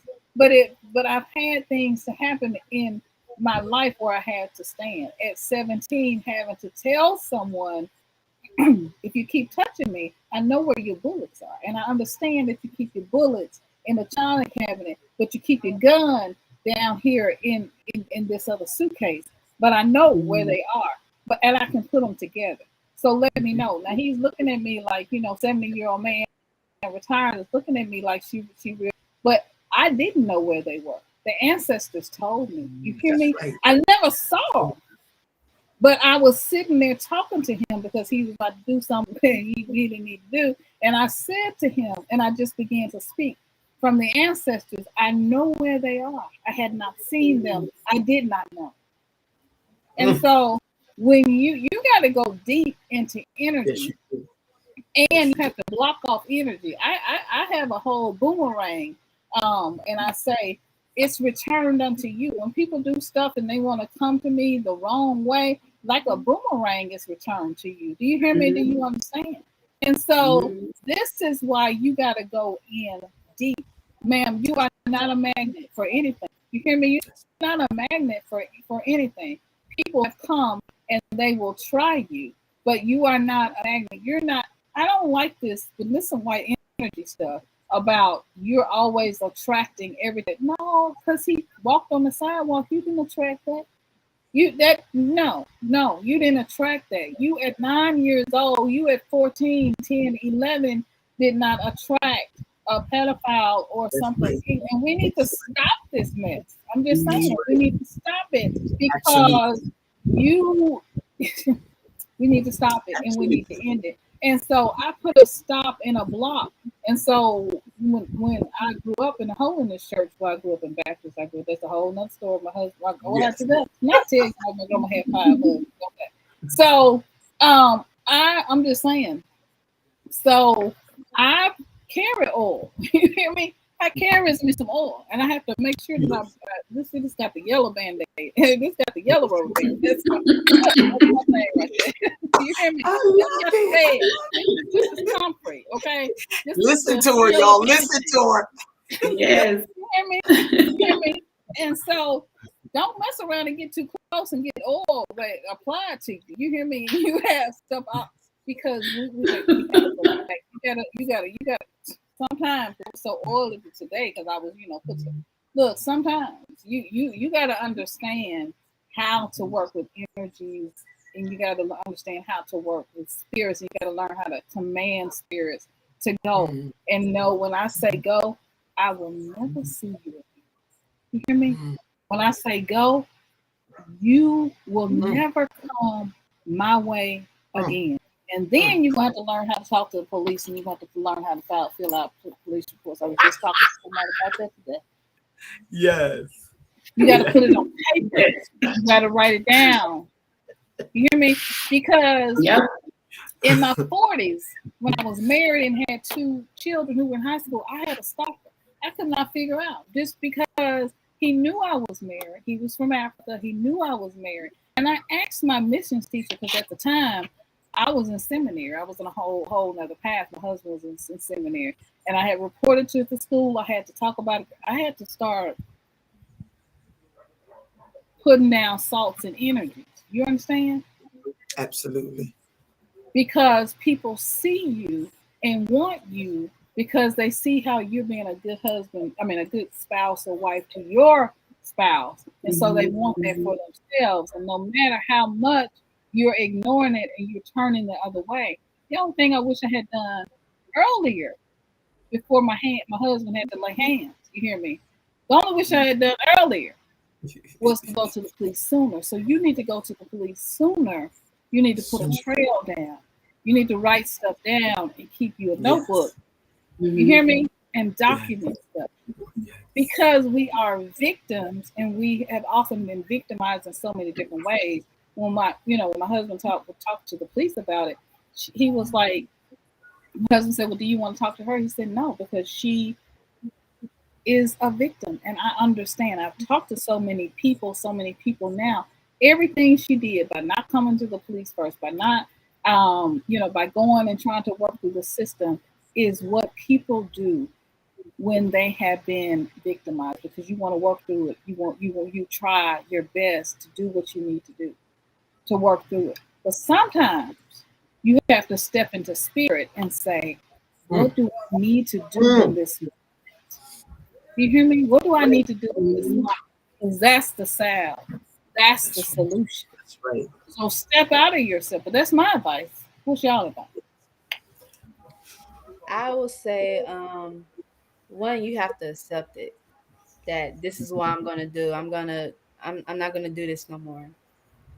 And then I would say try therapy. Sometimes, like my last therapist did not work for me, but the one I had before her really worked, and they were proud of the substantial progress I made in such a short time period. So it depends on your therapist, and you got to know what you're looking for. The other thing, have a strong stance that you're not gonna be this strong black superwoman, have this strong black superwoman syndrome anymore. You really have to have a strong stance, because there are other people, a majority of other people are like, nah, you're doing it wrong. No, do this. No, do that. It's your life. You live your life. You do not want to have any more regrets. Nah, this is your life. You do what makes you comfortable and happy. I have experience where I regret not going to playing tennis more often, or I could have been studying and I was doing something else to please other people. I'm like, oh my gosh, so much time wasted where I could have been working on my craft and my skills. The things that I love, the things that I cherish. And it's okay to express yourselves. Don't let no somebody say, hey, you shouldn't be, oh, express yourself. Oh no, you're a strong woman. No. No. You're crossing my boundaries. I don't want to deal with you anymore. Boundaries. There you go. Yes. Settle. Yeah, that's beautiful. April. Wow. So April's gonna tell. I mean, if you have any advice or you want to pass or something, any advice on strategies to implement? Yeah, to piggyback off of what Six said, have those boundaries, set those boundaries, stand firm on those boundaries, give yourself some grace. Yes. The way we talk to ourselves is powerful. Negative talk is powerful. The things we say to ourselves is powerful. The relationship that you need to hone, develop, and be the most in tune with is the one you have with yourself, because that's the one that's going to be with you for the rest of your life. Mm-hmm. So you need to make sure you're good. You need to make sure you're happy. You need to make sure that you're doing those things that you love that bring you joy. That first and foremost, work on yourself.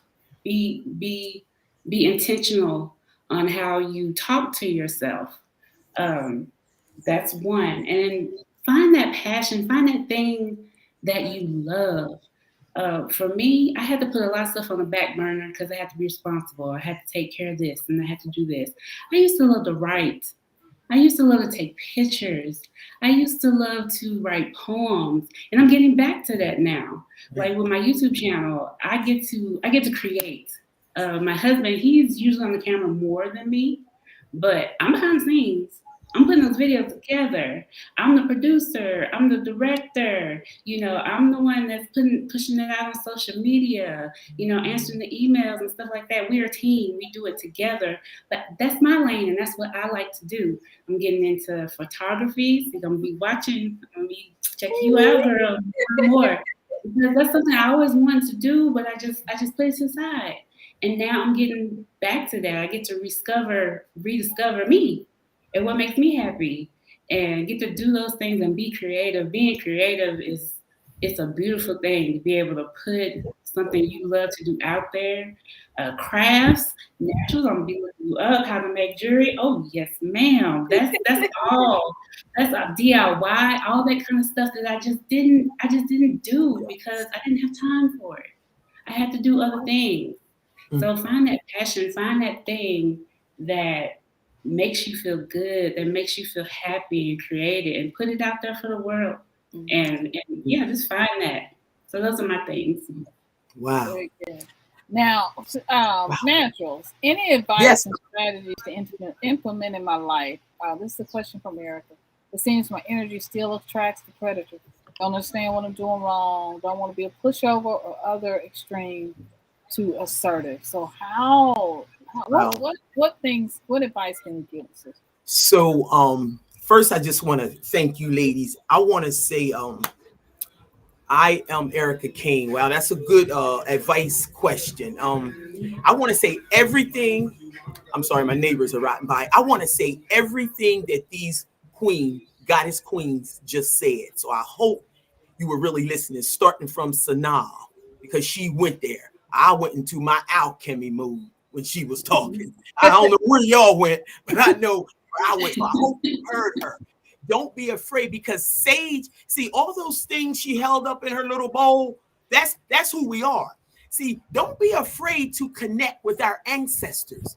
There you go. There you go. Hold it up. Get you a package. Go find you a package. Oh my gosh, she got her payload stick.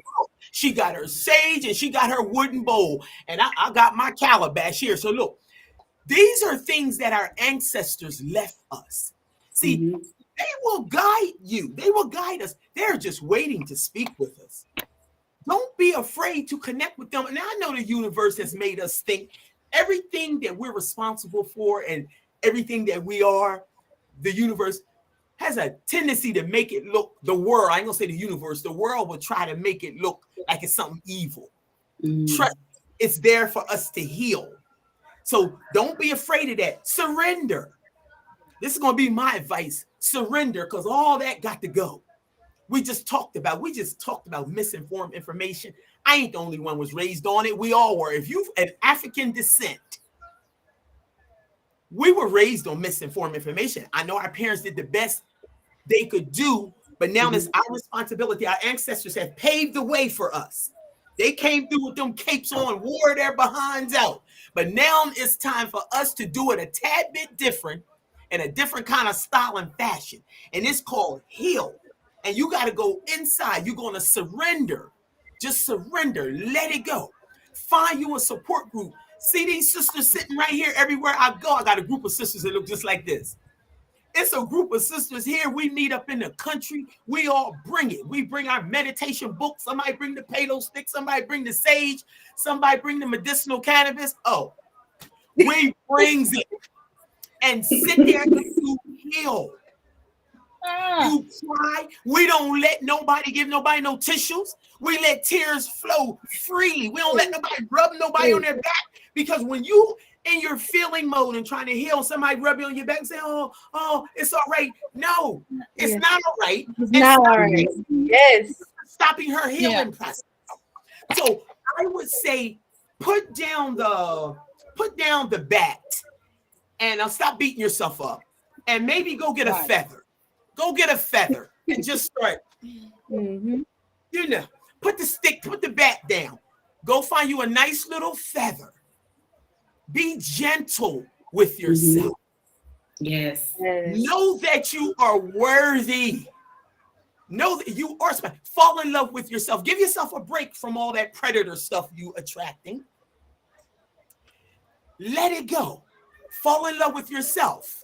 Give yourself some time.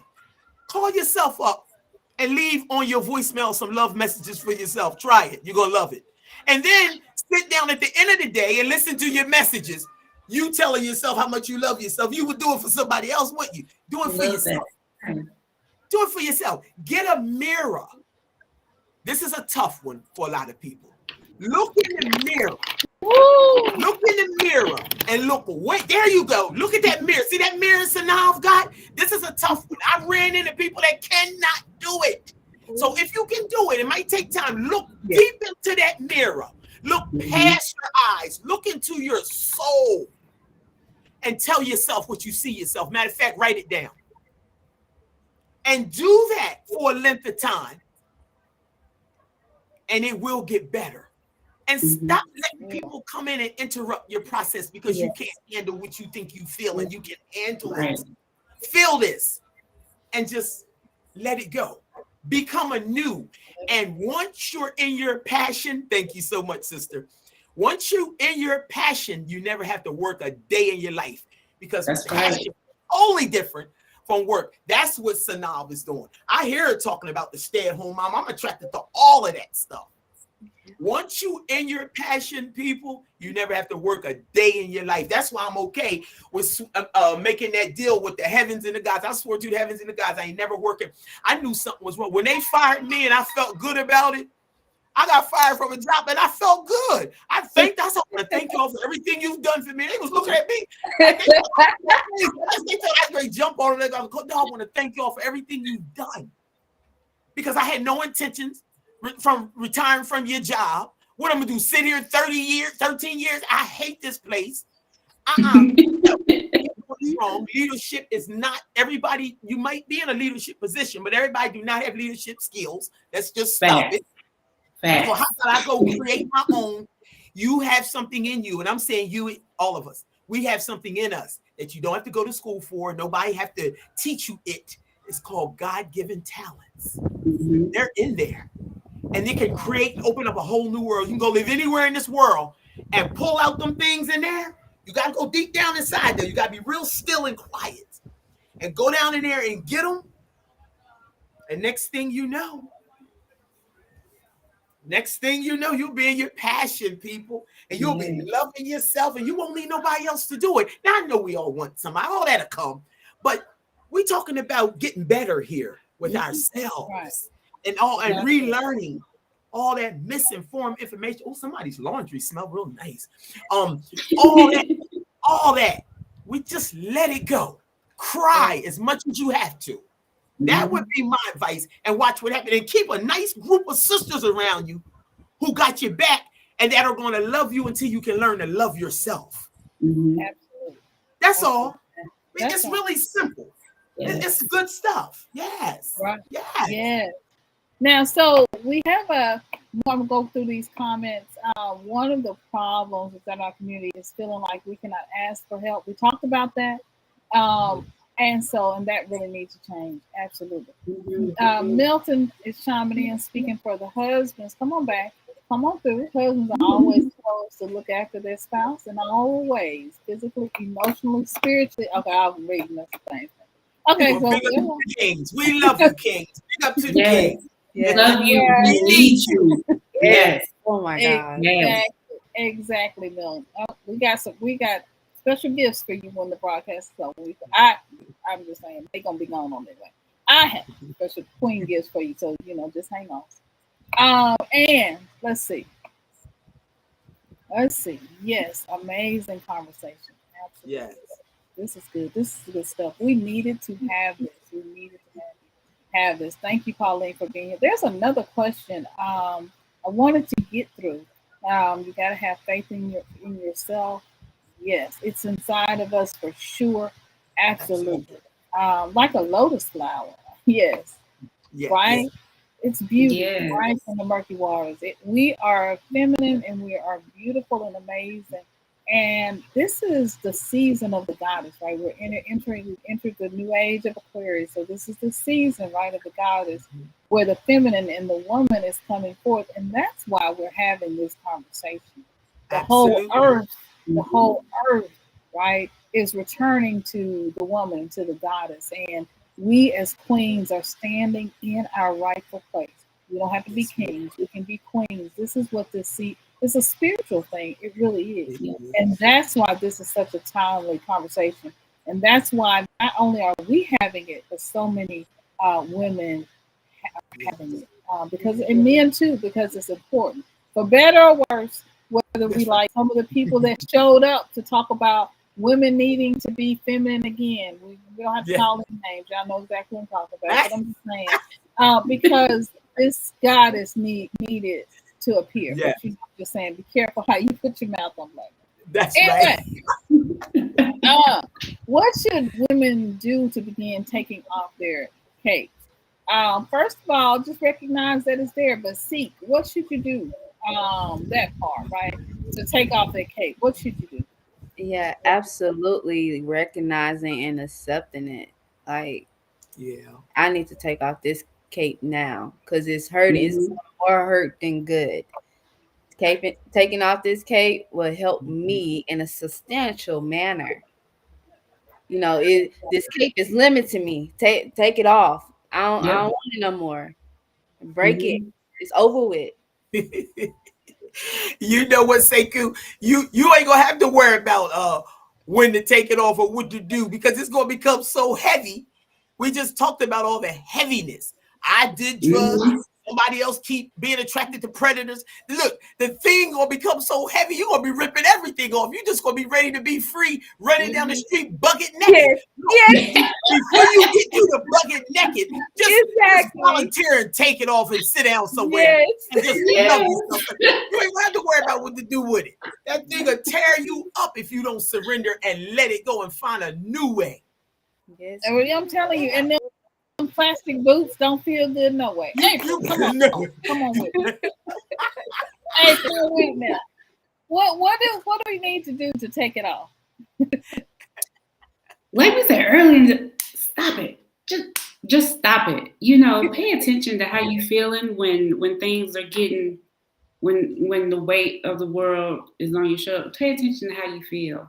Pay attention to that and listen to that and act on it when it's not serving you, when it's too heavy. Like Natural said, when it's too heavy, it's you either gonna rip that sucker off or you gonna let it drag you down. Pick one. Which one you want to do? Stop it. Just stop. What's the worst that can happen if you just stopped? What's the worst that can happen? See, I'm gonna tell you. You know what? I'm gonna tell you, sister. What's the worst that could happen? See, we back to that misinformed information. I remember we used to go to sleep to songs by Gladys Knight, Aretha Franklin. Now you know we love all them, but they had some crazy songs about holding on to men.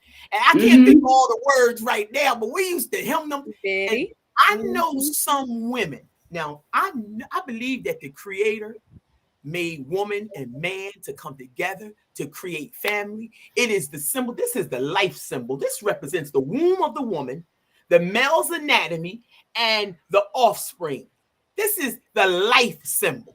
So I'm clear about that. But you got some women that refuse to be by themselves any length of time. So they find themselves settling. Oh gosh. You find yourself settling, which means you're accepting anything.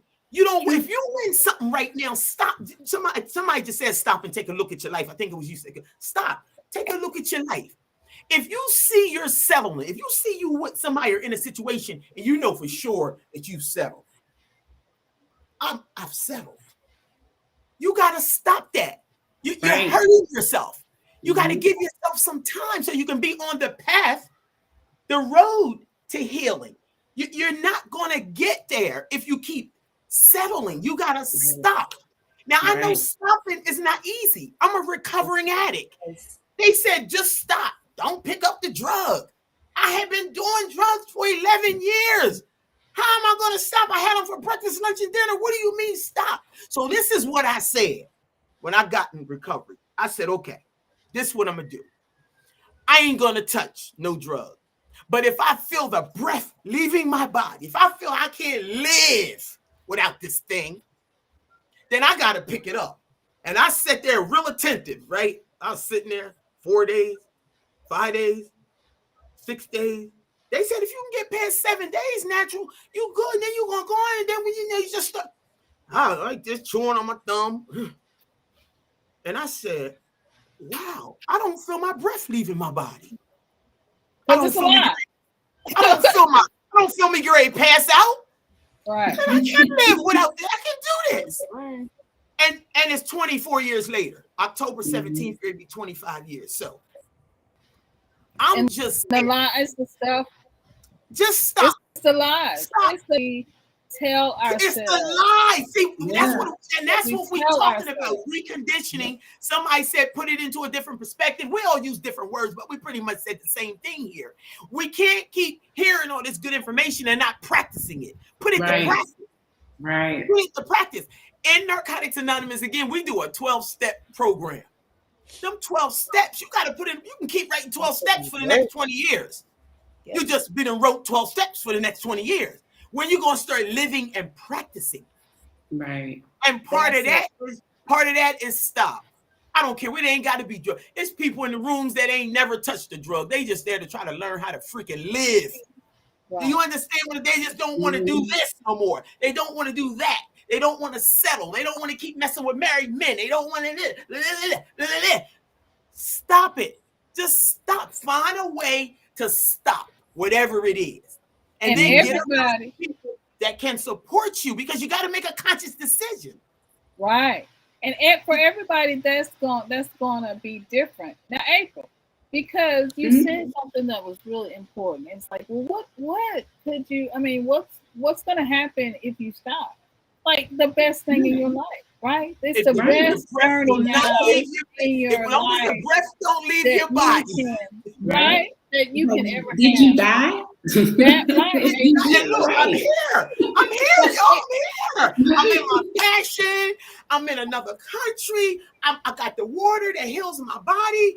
I'm around the earth. I get to drink sea moss daily. I get to drink coconut water every day. And I ain't thinking about the very thing that I thought I couldn't live without. Oh my God. That's the important. Now, April, so how do you feel? And then we're going to go to Sekh. How do you feel now that you have taken the cape off? Well, how do you feel? For me, right. Yeah. Free. Go ahead, now. I'll jump in because for me it's relief. For me it's relief. But for you it's I feel free. I feel happier. I feel more creative. I feel joy. I'm not so concerned with all these things that I thought mattered that didn't matter at all. I'm happy. I'm happy every day. Maybe not all day, every day, but I'm happy every day. I laugh every day. I smile every day. I'm grateful every day. And I get to just be. I get to just be me, warts and all. And it's beautiful. I don't get judged. I don't feel judged. I feel capable. I feel stronger. Not the cape strong, but strong in myself and knowing what I want and finding my happiness. So yeah, I feel free. I feel the freest I felt in a very long time. A very long time. Very good. Sekh, how do you feel? Cape is gone. I feel so much better. Like, I'm going to give credit to my first marriage that I experienced a lot of taking the cape off. But then again, the marriage was not the best and it was toxic. But even I take that from what I learned from that marriage and going to apply it to my life right now and for my next relationship also. So I look forward to it. A lot of people don't look forward to, you just got divorced. You talking about getting married again? Yes. You talking about having children again? Yes. Yes. Because I know who I am. And I do not want to be that strong Black superwoman. No, thank you. I feel so much better. I'm growing into my femininity. And I've been taught, there's a spectrum to femininity. Oh, man, I thought I had to do this because that's what they've been saying. So you telling me I'm already feminine? Oh, okay. Hi.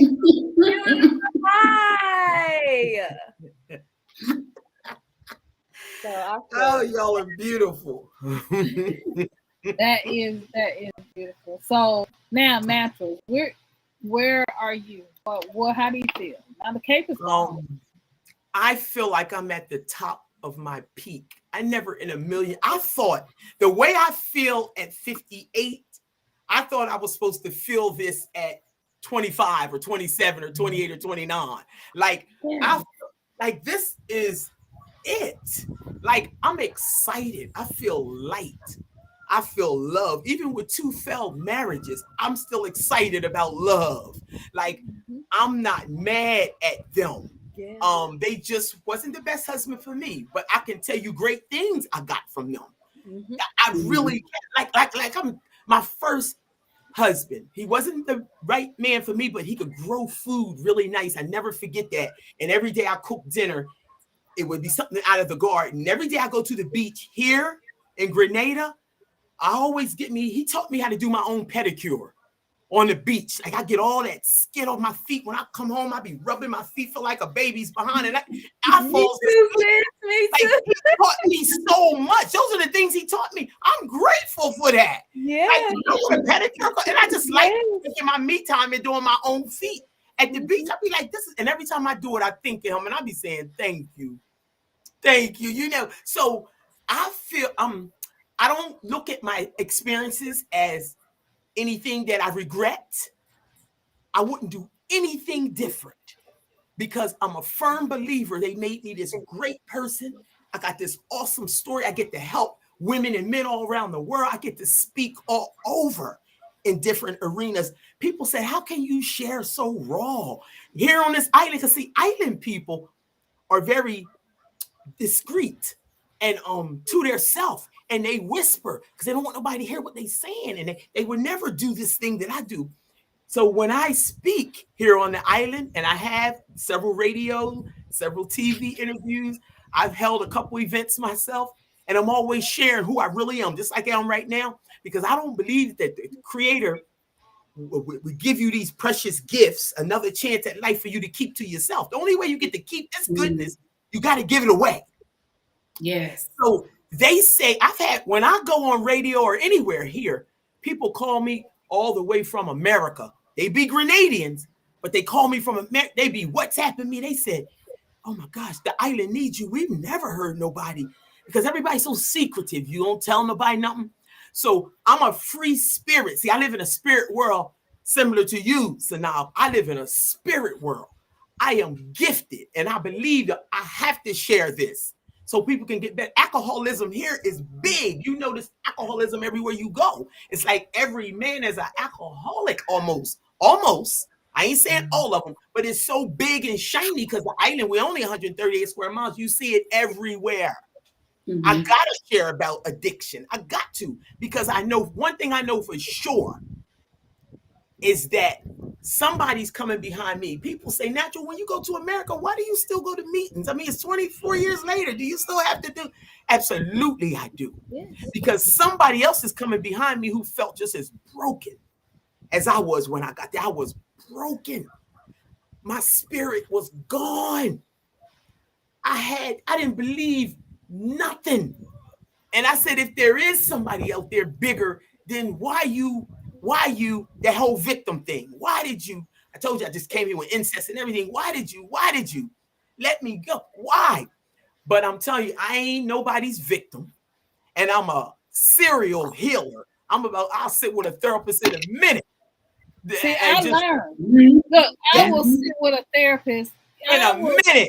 Look, yes. I will grab a therapist. I walk into the therapy office, and I was like, "Are you? I mean, do y'all do therapy in here?" She was like, "You in the right field." I was like, "Okay, well, let's yes. And I just started talking. You not know this woman did not even charge me. I just started, and she was like, she was like, "Well, go get your husband." And let's share some things. He needs to hear, some of the things, because as much as I've expressed things about my childhood, it's kind of hard when somebody else didn't go through that, right? Yes. For you to kind of hear. And she was like, well, and then maybe I can share some things. And he's like, oh, I got it.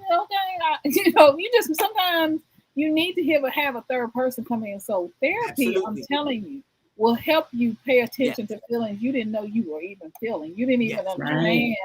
And that's a real good place to start too. So that question was, that's a good place to start. Go get you some help, because we all need it. It doesn't mean you crazy. All it means is, look, the last therapist I had, he wouldn't even see you. His name was Nick Petition, down on Kirkwood Highway. If anybody's in the Delaware area, Nick Petition wouldn't even let you get an appointment with him until you went to see a psychiatrist first. So I said, okay, I'll go see the psychiatrist. And they said, Naturally, you don't need a psychiatrist. You just need to sort out some of your thoughts and your feelings, your emotions, and your experiences. And I said, okay, but I was trusting them. See, I was reaching out for help. So you can't reach out for help, then try to tell somebody how to help you. The man said he ain't seeing nobody until you go see a psychiatrist. And I know, I said, and when we grew up, you go see a psychiatrist, you crazy. I said, okay, then I'm going to see the psychiatrist. That's when you know you're ready to heal. Look, that's when you know. how about if because we gonna go. I said I was gonna keep y'all at 2 o'clock. Look, how about you start hearing spirits talk to you when you're a kid, but your mama has been diagnosed with schizophrenia. Do you know how hard that was for spirit to talk to me? You know how hard it was for spirit to start talking to me and telling me stuff. And not only that, he's talking to me about you and other people. And I see, I'm seeing different people come in. This is why I don't do a lot of like big events, because I can see and hear all your stuff. Folks start coming through and they're coming through and I can see. And so I had to start healing. And I really thought, because somebody put it in here in the comments. Wow. About shutting yourself down, right? Hadn't been. I thought that I was frigid, right? From hearing other people. I never thought that I would ever be able to experience passion or love or any of those things in a healthy way, right? Wow. And so I had to learn how to heal. I had to figure out how to heal myself. I had to figure out how to heal myself. And so going to therapy, awesome, right? And so the next thing is to work on healing you. Amethyst had to go. We gonna all go, because I keep y'all here all night. I'm putting my when I was a little kid, and April knows the story. And I think Amethyst might know the story too. But when I was a little kid and friends would come over, I had the little riding horse, right? I think April knows the story. And so I would put that riding horse at the door when my friends would come over. And don't you know I married the man? My mother-in-law used to make those wonder horses. You hear me? I love that wonder horse. I'm sitting on the and I married the man. My mother-in-law used to make those horses. But your final thoughts, Amethyst, because you got to go, right? Baby girl woke up, so we got to be a good community. Yes, baby girl is your final thoughts. Just allow yourself grace. It feels so good to be more in tune with my femininity, and I don't hold that, oh, I'm a strong Black independent woman. No, I'm not gonna claim it. I'm not gonna claim it. Like I get on people that try to call me a feminist. Don't do that. You can't tell me that. I studied what a feminist is. Don't do that to me. No, no, I'm not. So it feels so good. It feels so good. Like as Natural has spoken, she learned from her husband that he would grow a garden, and teach her how to take care of her feet. Like I've been taught that. I was not taught that growing up. I'm like, because I was a tomboy. I don't want to do that. No, I don't want to paint my nails. No. Now look at me painting my nails every month. More often, because you are loving yourself, and it feels so wonderful. Oh, this is beautiful. So thanks for having me on this panel. Thank you, sister. I'm gonna I feel like I need to find y'all in the real world. I'm gonna find I know. Unleash the queen in you. Unleash the queen. Let me type this in there, because I want y'all all. We're gonna connect here over on. Look for it on Facebook. Unleash the queen in you. There you go. This is how we doing it, and I want you all to come. You hear me over on Facebook? Join the group, because we're gonna keep this going. And Sunday, you all are invited to come right back on the panelists, because we're gonna talk about healing the strong Black woman. I feel like we're divinely connected for a purpose. You hear me? Absolutely. And for a reason. We weren't just brought together. I knew when I saw April, I was like, I don't know what it is, but and then Seek, I'm doing a whole breakdown of business stuff. Like she's forcing me like to do stuff on marketing and breakdown. And I was like, my husband was like, see, I told you you're gonna end up doing this. I told you you're gonna end up doing this, but I wasn't ready. And then when I saw Natural, and then she came over, she had changed her name. I was like, who is this woman talking? Let me tell you about my name. Let me tell you about my names. It only take a second.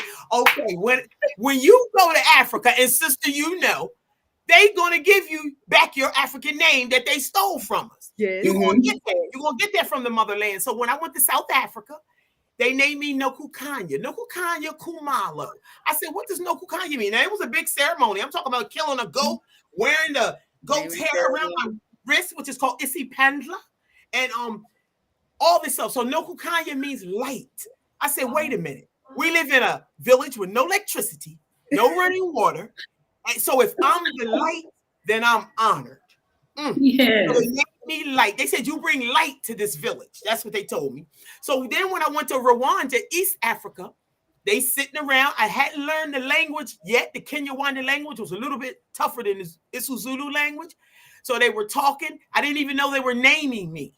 They said, you are now Mutesi. I thought they were saying Umutetsi because Umutetsi is a chef. I said, no, I'm not a Umutetsi. They said, no, Mutesi.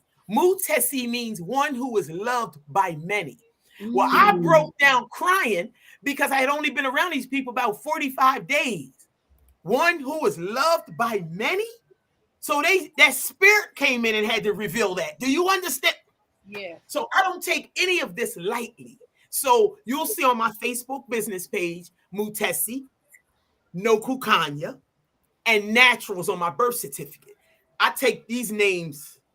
I'm heavy about these names. Like I could cry behind stories of these. I got back 2 of my African names. Natural is one name. My birth certificate, passport, and social security has one name because I changed it about 15 years ago. And when I got before the judge, he said, give me one reason why you don't want to pick up a surname. I said, well, sir, because he was an older white man, retired judge, about 80 years old. I said, no disrespect, but I choose not to carry no more slave surnames. There you go. We come from shepherd. We were shepherds and wards, and my grandfather made sure I only remember 2 things about my grandfather. Eat plenty of fruit, and know that your surname is of the slave master. Always remember, it's not yours. And I said, but Dad, grandfather, your name is Ward. He said that was the slave master's name, Ward. That wasn't. And so when I decided to make that change, my family kind of had a problem. I said, look, this ain't got nothing to do with the love of my family. It was a slave master's name. And if I would have had time to go back and find out what tribe we came from, get my mouth swabbed, which I was getting ready to do in South Africa, but the doctor that was working with me had to uproot his family and go somewhere in another village. So he couldn't help me. And I went on. I would have chose a name from the tribe we were from. But right now, I'm just natural. Now, you'll see natural or unknown natural because most computers need things. But it's natural. Just one name. Well, I'm just Synolve. I show up as Synolve. I had a teacher. And that's beautiful. I love it. Seek. When you have to go, baby, look, because we will be talking to the cat. And we support you in your motherhood journey and love you. I understand. She's 2, y'all. She's 2, y'all. She's still right. I love y'all. But look, I do want to ask y'all, if you get a chance, just stop by Naturals Tribe, capital N, capital T, Naturals Tribe, because my channel is about anybody whoever had a thought or an ideal about getting up, leaving United States of America, but just don't have the courage yet. Might be vicariously living your life through somebody else, but making that decision or just watching somebody and everything that goes with it. I even got a live chat that is traveling the globe as a grateful recovering addict. Wow. So come and check this. Yes. I hear you, Synolve. We're going to give you that time to do that, but C got to go. And so we love you. Wait to continue this conversation. Love you, and the pleasure was mine. Thank you. Y'all got skills. Y'all got skills that I need. I just want you to know that. I'll be looking for you. Right. Bye, love. Give baby girl a kiss. Also, it's down to us, huh? So April. Yes. I am saying, everybody, you need to come over to Unleash the Queen and you guys on Facebook because we are going to stay connected. You are on YouTube. Tell us where you are and how we can get in contact with you. What, April, tell us where you are, April. African Dreamin', you're on TikTok, you're on all these places. Tell us where you are and where we can connect with you and how we connect with you. So we're on YouTube at African Dreamin'. You can email us at African Dreamin'. That's AFRIKANDREAMIN. African Dreamin'. You can find us on all of the platforms. I'm gonna make a Facebook. I stopped Facebook a long time ago. I think when the election, when Trump was running, I was like, ooh, I was seeing stuff I just couldn't deal with, and I was on Facebook too much, and it just wasn't good. So I got off of Facebook. So since we're in this arena now, I think I'm gonna make another Facebook so I can get in touch with you queens and get on there and watch you guys on Facebook, because that's just a different avenue to connect to more people. So we're on TikTok. I love doing my little shorts. We throw a little comedy in there. We throw a little cooking in there. My husband, he does his lives on Tuesday nights. It's an open discussion. Anybody can jump in and just talk about whatever you want to talk about. We always try to talk about gardening and things like that. Instagram, we're on Instagram. I love to do my reels. Thank you, Synolve, for that. Talking about reels when we were talking about content creation. Right. Reels. I love making reels, those shorts real quick. I love it, love it, love it. So we're all over the place. You can find us African Dreamin'. African Dreamin'. I have it. Another country. That's our tagline. There you go. Say your tagline again. Being country in another country. Hey, I like that. I like that. That's beautiful. I'm coming to check you out. I'm already with Synolve. I'm coming to check you out. And what am I? I am next. You know what? I'm just the opposite of you. Now, my Facebook business page has been there the entire 11 years old. My business is 11 years old. Instagram don't work for me. Now, I'm on Instagram, but not like I should be. I'm a Facebook person for my business. So you can find me on YouTube, NaturalTribe, NaturalS. Tribe, TRIBE, and then you can find me on my Facebook business page. Everything I've created in the last 11 years with my hands, you'll get to see on that page. I love that. I'm still going to check you out. It's an amazing experience. Yes.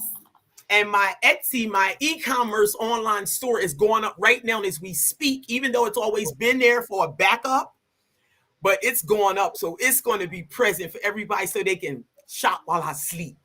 So to speak. Yes. So it's going up. But so you can find me on YouTube, NaturalTribe, and Facebook, No Kukai Tribe 2011. Capital N, no, KUKAI, capital TRIBE. No Kukai Tribe 2011, all one word. Put it, if you can, put it in the chat so people can see. Not a private or public one, so everybody can see. I don't know how to get into the chat. Oh, it's gonna be the links are gonna be in the description box, so you'll have that. If you send me your links, I already have April. But if you send me your links, I will add them to the description box. Can we talk? So it will be no. Can I just say? And I'm on Buy Me a Coffee, just like Synolve. Tell me about this. Buy us a beer. Yes. We have our buy a beer because we like our adult beverages over here. So you can buy us a beer, support our channel. Yes. And buy Synolve a coffee, a tea. I've seen it. Yes. So y'all are coffee lovers. Okay. Well, buy me a sea moss drink. Or coconut. There you go. My business. You can add whatever you want to add as your thing, but it's look, because I'm doing the whole thing on Creator Economy. In April, we talked about this in the video with April. But if you're not monetized on any of these platforms yet, you need to, and in addition to selling your products, you need to be on Buy Me a Coffee. I got a link below where if you click my link, please do. I'm gonna check it out then. Buy Me a Coffee. And so I drink tea. Buy me a tea. Milton drinks other stuff. He got, you buy what you want, pizza, whatever it is that's yours. CMOS, you just write it in, and then this is a way to monetize your YouTube, your platforms, and so you're not worried about the algorithms. There are people who are making more money on Buy Me a Coffee that you won't believe, and so this is why thank you for that little tidbit. Thank you. Yeah, click that link, and then when you click the link, I get a coffee, you get a coffee, right? And so, and then this is how we monetize, because we're not waiting on any platform to pay us. This is another way that you monetize your content. I'm glad you brought April. So I'm telling y'all, I told y'all April. I told you. Okay, that's what happens when you're in the presence of queens. This is what happens. Yes. This is why we need to do this. We need to find a way where we're chatting with each other. Just you know what I'm saying? Yeah. We're sharing this knowledge, and we really do, because there's so much knowledge. Erica came from sitting in the parking lot waiting to go in the grocery store. I was looking at, she said she couldn't even move because this live was so. She said, I've been in the parking lot the whole time. I couldn't move. I'm telling you. Oh, sister, we love you. Absolutely. Yes. So April, thank you for sharing that. Thank you for sharing. Go over and buy African Dreamin' a coffee. By Sekh Amethyst, African Dreamin' and unleash the queen in you. Yes. An African Dream. Okay. Yeah, because we just need to connect. Here's the link to it. Right here, you can click on that link. Let me get a screenshot. Wait a minute. Hold up. Oh, this is beautiful. I tell you. All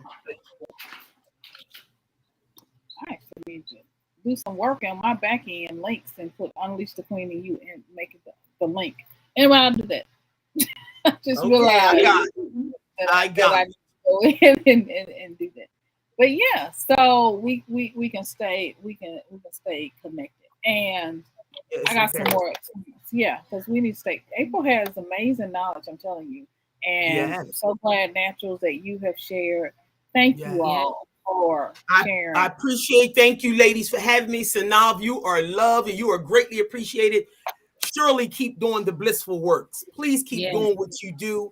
And I learned so much about. Thank you, ladies, for being transparent and allowing me to learn so much more about you, because your spirits are warm and welcoming. And you got a lot of Same to you, sis. So thanks. And we'll keep doing what we're doing. Thank you for that last little tidbit, because I was thinking, what can I do while I'm waiting on this thing? Anyway, I'll see y'all on the other side. I'm coming to America and make all kinds of videos. And they've only known me on YouTube on this island. So they get to go home with me and see that side of me creating streams and what I'm about to do for my community. The business was birthed in Wilmington, Delaware. I can't forget them. So I'm going to take them back some good stuff. We're about to make COVID mad, because CMOS is the #1 immune booster in the entire world. Of course, they ain't going to tell us. Well, I'm going to take something home to my people and do all kinds of presentations. Oh, we're going to work it out. Yes. That's so good. I'm excited. I'm excited for the whole thing, so y'all will see every move I make. It's going to be beautiful. Amazing. Awesome. I can't wait. Well, sis, thank you. Bye. Well, so bye, Natural. Love you, ladies. I'm signing out. Have a beautiful day. You too. See you next Sunday. Now, April. So, sis, thank you. How did you enjoy the day? How did you enjoy our conversation today? It was great. Yes. I mean, people, we have shared experiences and things that we have in common. We don't talk about them. And that's important to hear other women saying these things and saying the same thing and feeling these things that you're feeling. And you feel like you're not alone, and you can be vulnerable and let those things out and start healing. Yes. This is great. Absolutely. Thank you for being here. Thank you for having me. Big hug, sis. Big hugs. All right, guys. I am telling you These women are some of the most amazing women. I have check back. I'm going to have more links, but check back. I cannot thank Polly and Sekh Amethyst and April and Naturals enough for just being so gracious and coming on today. My heart is full, my brain is full. I've learned so much from hearing their stories. And I really feel a sisterhood. One thing you gotta do on no matter where you are in this life or what you're doing in this life is to create a sisterhood. You gotta bring in people, a brotherhood, right? Of people that support you and love you and that will support you. Some of these amazing ladies like April show up for every video that I put out and leave a comment and just are so loving and so kind and so supportive. Just doing things like that don't cost you nothing, right? Go ahead and like the broadcast. Go ahead and share it with a friend that needs to hear it because we are creating something new, a supportive and loving family that defies what we've been told that we were supposed to be. And that's what's so important. If you want to buy me a coffee, go ahead. If you love this conversation, you're like, do more, do more. Okay, I will. Buy me a coffee over on Buy Me a Coffee. Actually, a tea over on Buy Me a Coffee. Hit the other ladies up and buy April a coffee or, whatever adult beverage she got on. Go head over to Milton. He's doing producing this whole broadcast. Share with him and buy him a coffee. You got all these amazing YouTube channels you can purchase amazing jewelry from Natural. She has some beautiful jewelry. You can see her over on Facebook. Beautiful, beautiful jewelry. And Instagram as well. She has some beautiful jewelry over there. Sika's doing amazing videography. Polly is just living her best life all around the world. I am so, so grateful for each of you. This was truly an amazing, amazing opportunity. And I'm grateful that you all are a part of this amazing conversation. Thank you. Thank you. Thank you. Thank you. I appreciate you so much. All right, guys. You guys have an amazing day. And as I always say, you, baby, you are beautiful. You are amazing. And you are loved. And you're always welcome here on my channel with me. This is our channel, right? We create good things together. I love you guys.